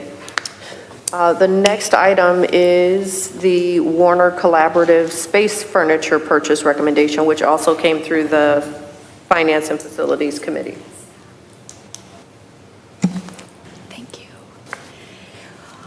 Okay, so in your packet, the board has information on the Warner Middle School furniture purchase, and as you mentioned, it's on for discussion tonight. So I wanted to just take a minute and share with the community and with the board the information around this. So this is part of the 2020 bond funds. In August of 2019, the initial bond work was completed at Warner and everybody moved back in, but there were two areas that were put on hold until everybody moved back in and we could reassess what the needs were. And so one of those was this furniture purchase. So this furniture purchase is really just the completion of what had already been started, but will come out of the 2020 bond funds.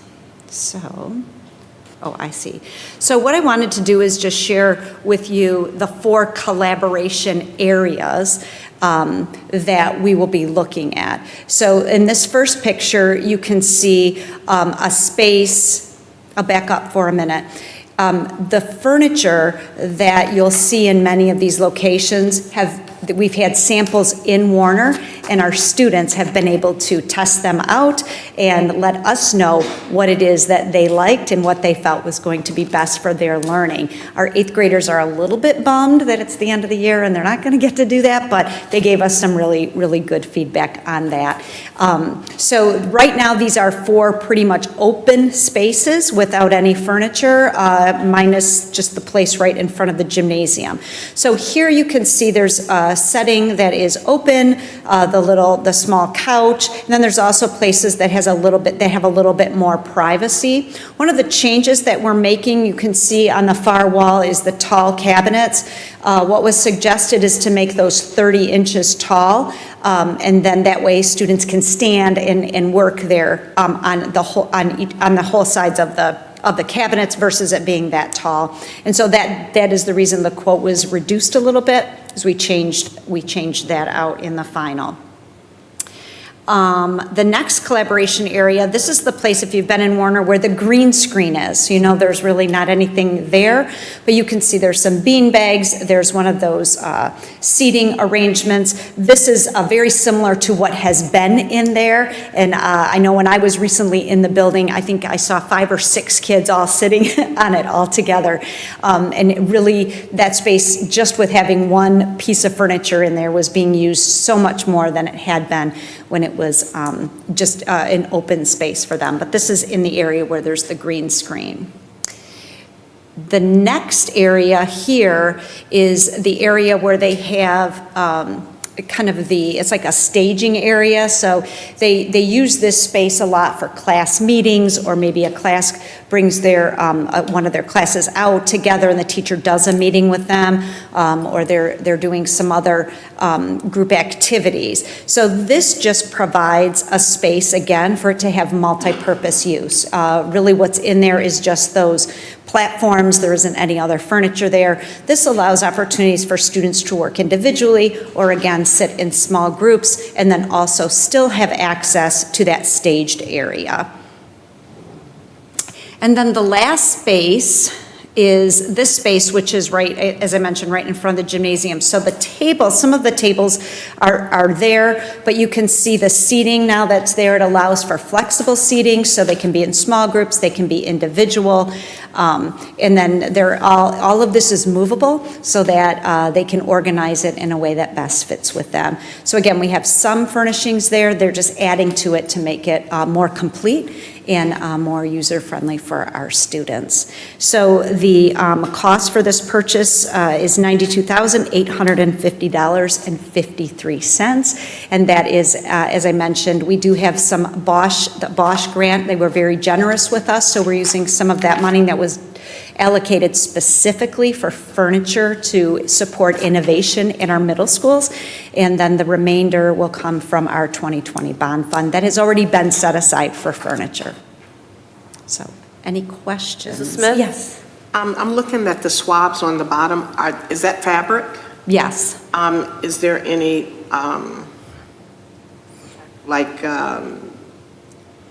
stain treatment, and do you have like the leather look? Yeah, so yes and yes to both of those. There's currently, if you know, in the media center, there is furniture in there, and it's we wanted to make sure that we didn't get that fabric again, because that fabric is a little bit, it's not school grade, I would say, for kids to be there. So we were very clear when we worked with this company to make sure that it was something that was easily cleaned. So yes, it's a fabric that's less porous, and then that a smoother finish. And that was a follow-up, the longevity on this, because we're looking at students on this, and students don't sit on furniture like adults do. And some adults don't even sit on furniture, right? But my concern is that the longevity. I'm looking at, let me see, number 2, where you have the backings that look like a love seat. Yes, that's all washable, like it's all yeah. Okay, and so let's just say that because I'm talking like I'm at Art Van or somewhere. So let's say we got a kid and we put this in a basement or a lower level. You got a young man that sits on the back of that. I'm looking at that, the back of the couch or whatever you would call that. Is that durable where that won't come off? Yes, yes. This was the piece that has been there and has been tested, that I said I saw 5 or 6 kids sitting all together. Okay. So it is durable specifically for schools. And we were very clear on that we wanted to make sure it was something that was going to last. And so with that being said, if we do have some mishaps, will they replace it? That's a good question. I can check with with Office Depot who's doing this, but this is our vendor that goes through it, so we are guaranteed the lowest bid. But he's done a lot of work in our district. Mr. Barth recommends using them, and they've been very good so far at standing behind their products. Because it's really beautiful, so It I is. like this, but Yes. I just want to make sure it's Yeah. not in there just for a couple of days. Yeah. Oh, no, for sure. I agree. Yep, it is a middle school. We got that. Mrs. Heinrich? Yeah, I just wanted to make a comment. We just saw the presentation on the profile of a lifelong learner, and, you know, it's when you think of school, it's not just providing these opportunities for collaborative spaces and for teachers to take their classes and different groups to gather together. It's just creating the physical environment that creates, you know, the opportunities for learning and engagement in so many different ways. You know, there's a lot of our community is focus on the academics, and the teachers do. I mean, it's just like there's strong academics, but there's more than the students sitting in their assigned seats, and opportunities, you know, to get out and work in different environments, I think is really a strength of our district, and so I really appreciate that. And then the other point I think that you brought up at the committee meeting is this is at Warner School, but this is just the first school that's Yes. going to get this collaborative space, and just to point out that the other middle schools are on target for that also. Yes, thank you for bringing that up. There is additional bond funds. Every school has different amount of space, so we've been talking with the middle school principals about thinking what that would look like. So this was just, we were finishing up from the bond, and then we'll start with the other schools. So, thank you. Thank you very much. Yes. Our next presentation is with respect to the Oakland Schools Board of Education election, the designate and resolution. Point of order, actually, the budget review and resolution first. Oh, sure. Let's have the budget resolution first. Thank you. Good evening. Pages. So I'm here. apologies. Oh, no problem.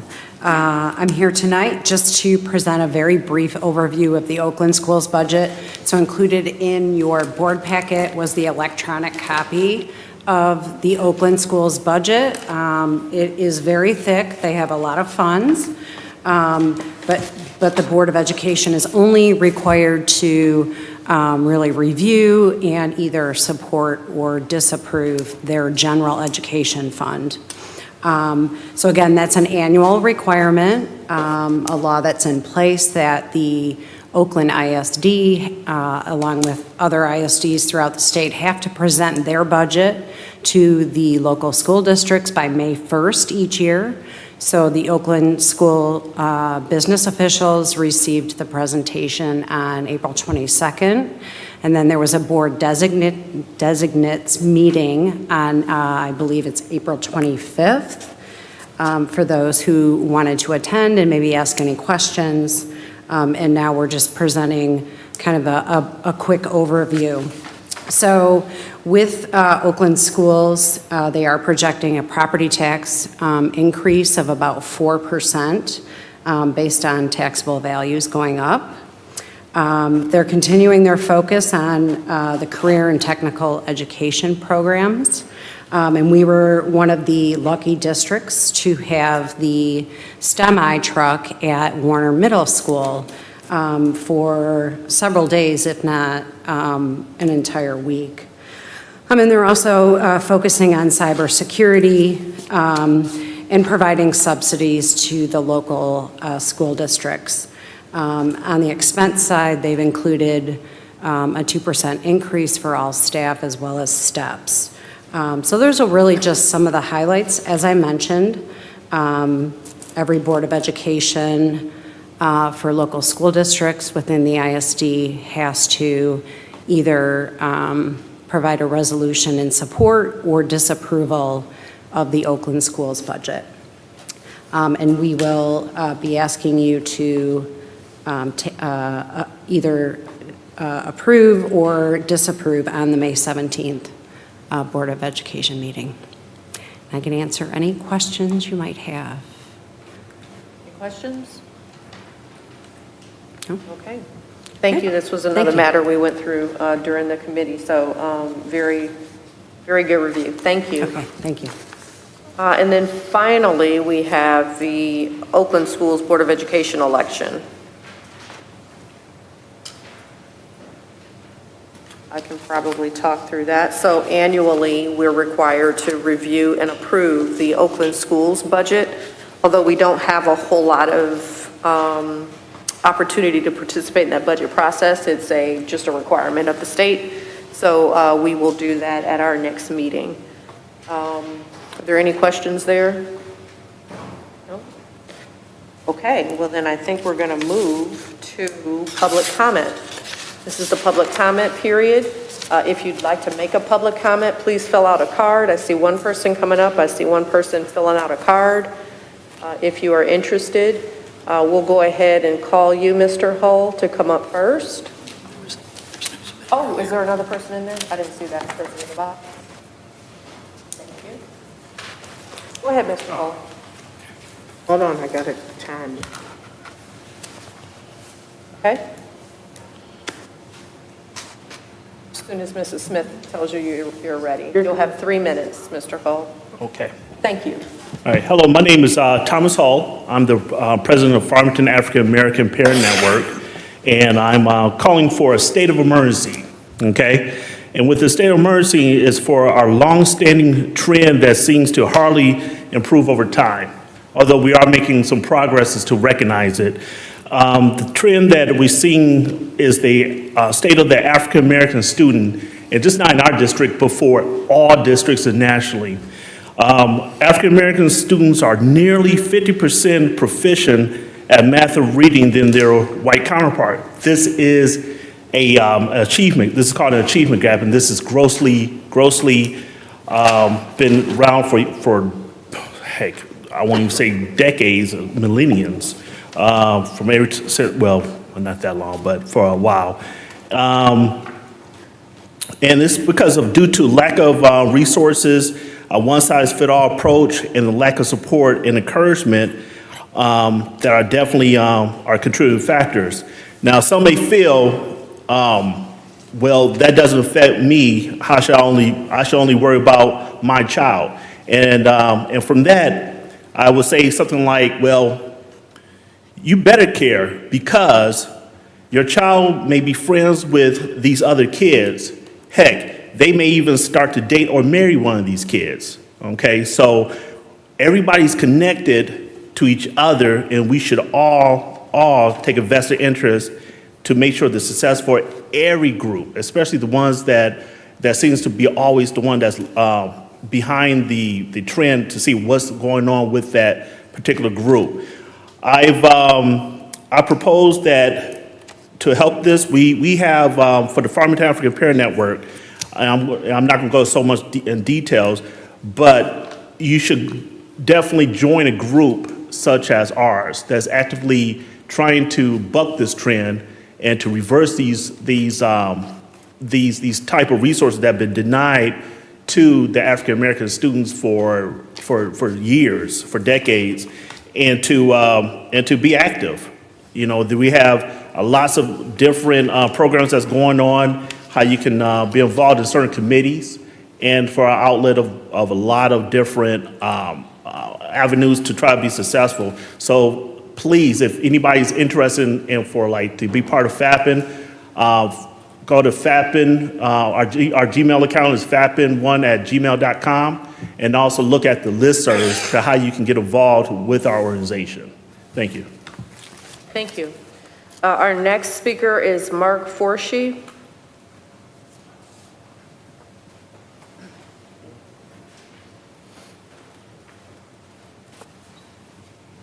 Hello, I went to the latest Farmington Hills City Council meeting, and I got up and spoke there, and I asked a question, and astonishingly, the mayor spoke back, and she was glad to give me all sorts of information. I asked amazingly, a follow-up question, and she spoke back and gave even more information, and she was happy doing it from all I could see. So I think it's what the school board should do, because just talking to silence is odd, and comparing the city council to this silence is not golden. So I suggest you rethink your policy. It's time to converse, and maybe we could teach each other something, because these are schools we're talking about. So I hope you'll consider it. Thank you. Thank you. Next, we have David Villar.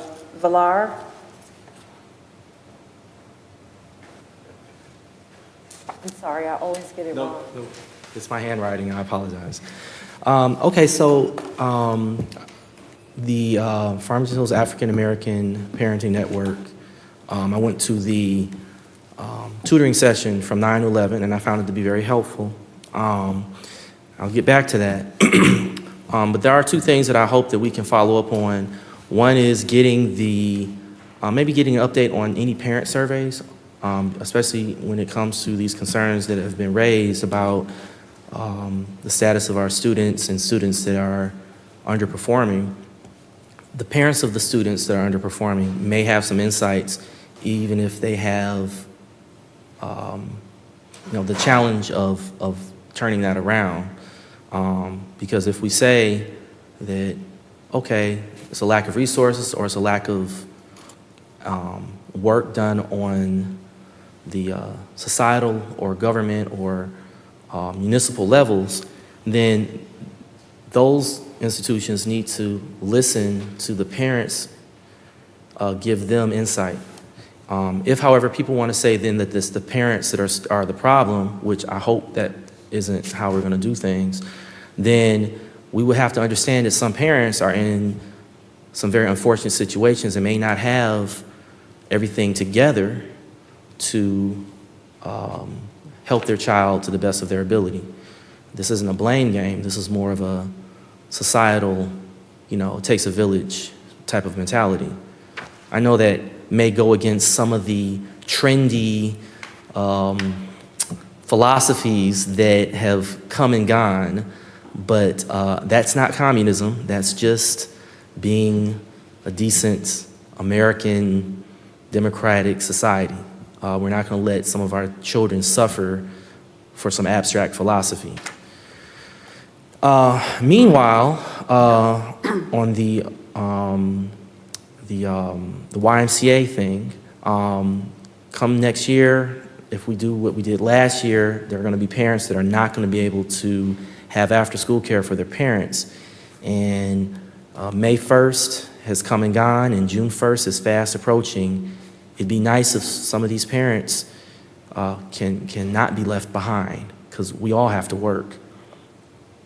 And that would be one way to help address some of these urgencies that we've let languish for some of us generations.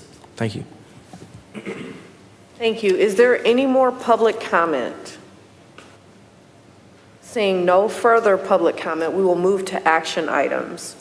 The first action item is with respect to technology. It is the structured cabling purchase approval. Okay, so I move that the Board of Education approve the award of the structured cabling bid in the amount of $48,000 using Amcon Telecommunication Incorporated, with funds to come from the Capital Projects Building and Site 2020 Fund. Support. Motion made by Mrs. Fox, supported by Mrs. Smith, to approve the award of the structured cabling bid in the amount of $48,000. Is there any discussion? Seeing none, can we have a roll call vote, please, Mrs. Smith? Dr. Blau? Yes. Ms. Fox? Yes. Ms. Heinrich? Yes. Mr. Rich? Yes. I myself, yes. Ms. Weems? Yes. Motion passes. Thank you for that. The next item is on related to bookshelves. Mrs. Heinrich. Yes, we had discussion on this at the April 19th board meeting. I move that the Board of Education approve the 6 to 12 bookshelves purchase as listed in the Workspace Interiors by Office Depot's proposal, number 572678, dated April 11th, 2022, in the amount of $160,641.60, with funds to come from the Capital Projects Building and Site 2020 Fund. Thank you, Mrs. Heinrich. Would you mind, unfortunately, repeating that? I think I heard 160,000 as opposed to 162. No, it's $167,641.60. It's different. See, it's different, 162 here. Oh, is it? And then you had one of the date years. Take a look at this one. I can pull it up. I printed it off of. I think it may have been updated. It's off by a couple $1,000, so I can write the amount here for you.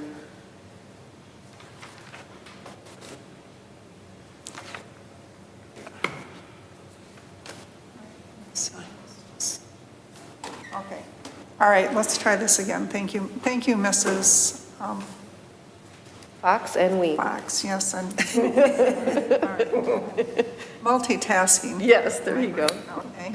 All right, so let's try this again. I move that the Board of Education approve the 6 to 12 bookshelves purchase listed in the Office Depot Workspace Interiors Proposal, number 572678, dated May 2nd, 2022, in the amount of $162,566.12, which supersedes the April 11th, 2022 quote, with funds to come from the Capital Projects Building and Site 2020 Fund. Support. Motion made by Mrs. Heinrich, supported by Mr. Rich, to approve the 6 through 12 bookshelves purchase in the amount of $162,566.12. Is there any discussion? Seeing none, Ms. Smith, can we have a roll call? Ms. Fox? Yes. Dr. Blau? Yes. Ms. Heinrich? We're all doing it. I'm name challenged today, too. Okay. Thank you, Mrs. Smith, for thinking of me. You look on me, Right. Ms. Fox. Yes. Mr. Rich? Yes. I myself, yes. Ms. Weems? Yes. Motion passes. Thank you for that. Okay, we will now move to the consent agenda and just drawing the board's attention to the fact that included in the consent agenda is the calculator purchase that Mrs. Heinrich mentioned earlier today. There is an adjustment. I believe the original, when it came to us originally, we were missing the special population, so we've just added it. It's about $10,000. Consent agenda, Mr. Rich, would you mind? I move that the Board of Education approve the May 3rd, 2022 consent agenda as follows. A, approval of minutes. That's 1 for the April 16th, 2022 quarterly board retreat, and 2, April 19th, 2022 regular meeting. And B, calculator purchase, updated calculator count for special services for an additional $10,821.15, with funds to come from the Capital Projects Building and Site 2020 Fund. Support. Motion made by Mr. Rich to approve the consent agenda, seconded by Mrs. Smith. Any discussion? Seeing none, all in favor? Aye. Any opposed? Any abstentions? Motion passes. Thank you very much. All right, now we've got reports from board representatives. Do we have any reports? I have one. Oh, Mrs. Heinrich? Yeah, I want to report that the Oakland County has a DEI work group that's continuing to meet with various representatives from different Oakland County school districts. We met on April 20th. It was a Zoom meeting, and we had a speaker, was very good. It was Dr. Tara Vincent Chambers, and she's a professor at Michigan State University, and she's also on the Great Lakes Equity Project, and she's also a school board member in East Lansing. And so she really shared a lot of perspectives, and we had a real meaningful conversation.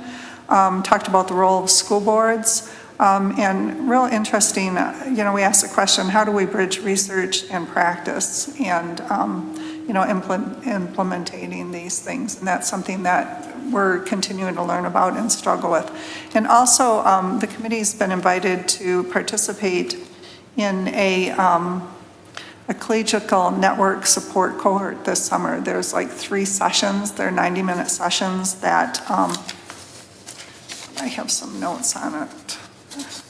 I won't tell you too much about it, but they're 90-minute sessions. It's to create a virtual space for purposeful dialogue, collegial support, and collaborative problem solving. So I'm really looking forward to doing that over the summer. And I'm really have learned a lot working with this group, and I really appreciate, all the things that they're sharing. And I wanted to share it with our community. Thank you.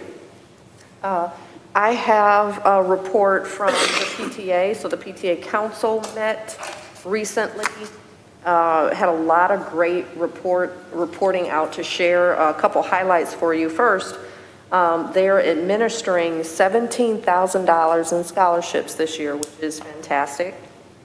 That includes, it may not include Dr. Delgado's scholarship yet. It will next year. But as I mentioned last year, Dr. Delgado graciously donated approximately $2,000 from some work that he's done in the district to a charitable area. He chose Farmington Foundation, which is excellent, so thank you again for that. My family contributes annually. There's another board member who chooses to remain anonymous who is contributing to a scholarship this year, and then I know that the board has also expressed collectively an interest in contributing. So this is a gift-giving board. This is a great thing. The Toast to Education is being planned. So you'll recall that for the past couple of years, it's been virtual because of COVID.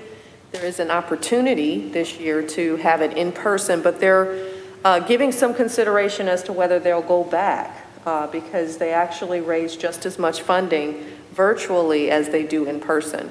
Obviously, we all enjoy the Toast. It was a great event, and if they do hold it in person, I'm sure many of us will attend, and if they choose to do it virtually, we'll have a good time there as well.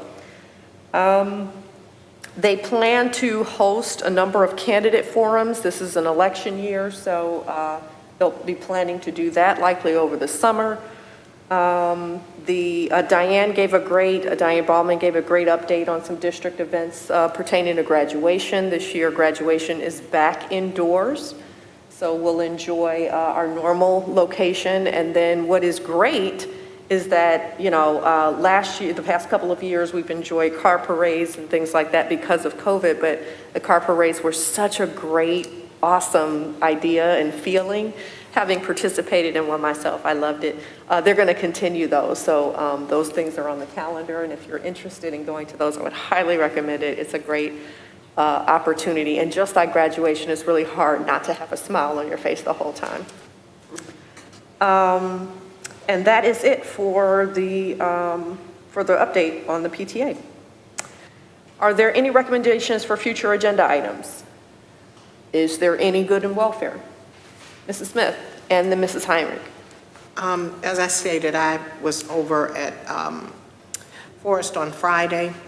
Ms. Fox and I attended Suzical. Was it Suzical?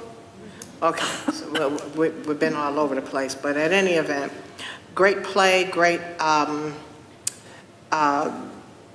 with these students. It's good to be back in person with a lot of people.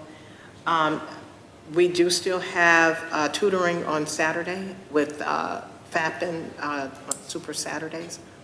On another note, I don't know if it's a good in welfare or if it's something that's gonna, cause some tears. But at any event, I received a phone call from a teacher in our district. And that teacher was a teacher that had two of my daughters out of the three. And that teacher called me to tell me she was retiring. She has done 40 years in this district. Well, 40 years as a teacher. And Claudia Doty has been an amazing, amazing teacher in our district with our students.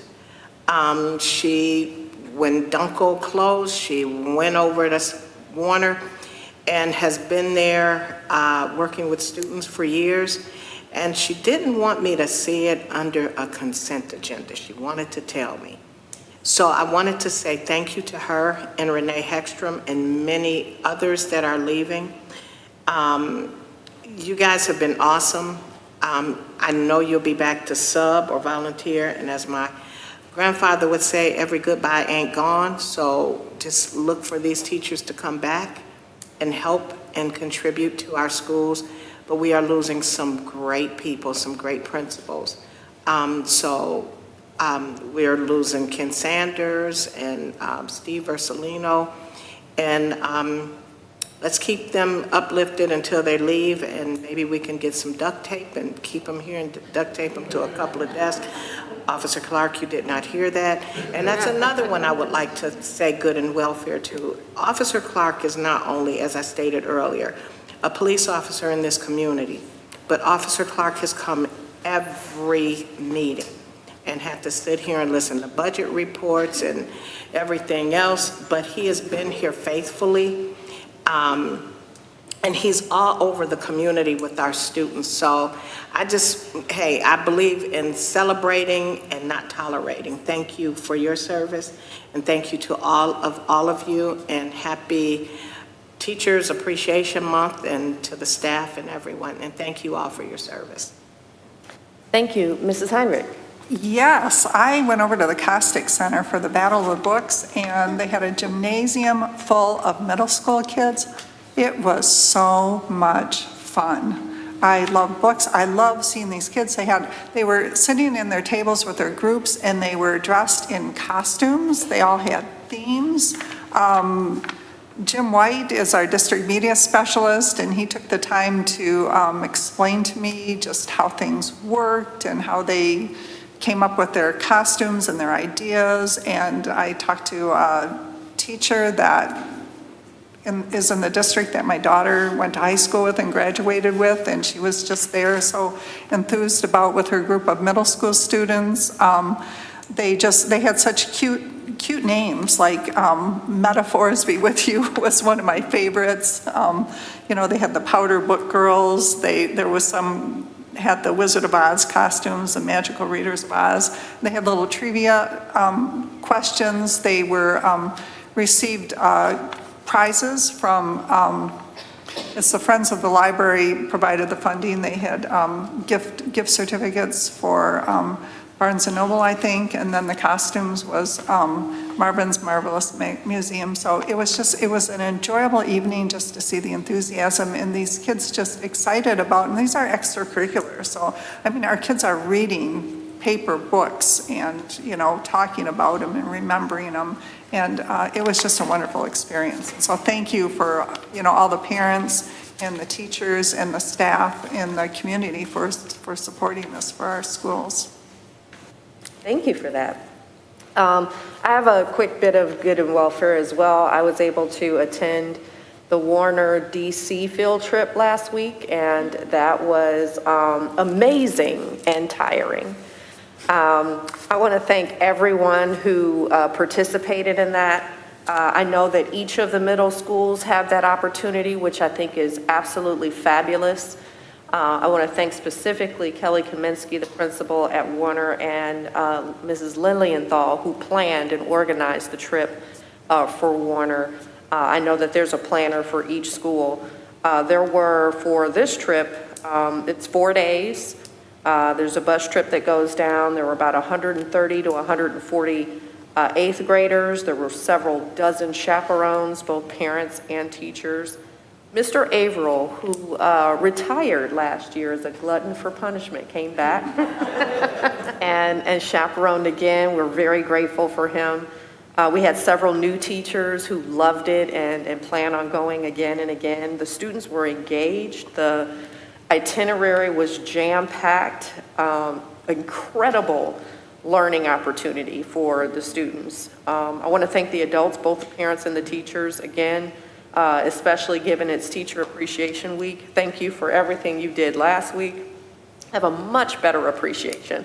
If you run your own household, you know how kids are, but 130 is a different story. And so I really have a much better appreciation for our teachers and what they do every day. They are so incredibly patient, and I want to thank them for that.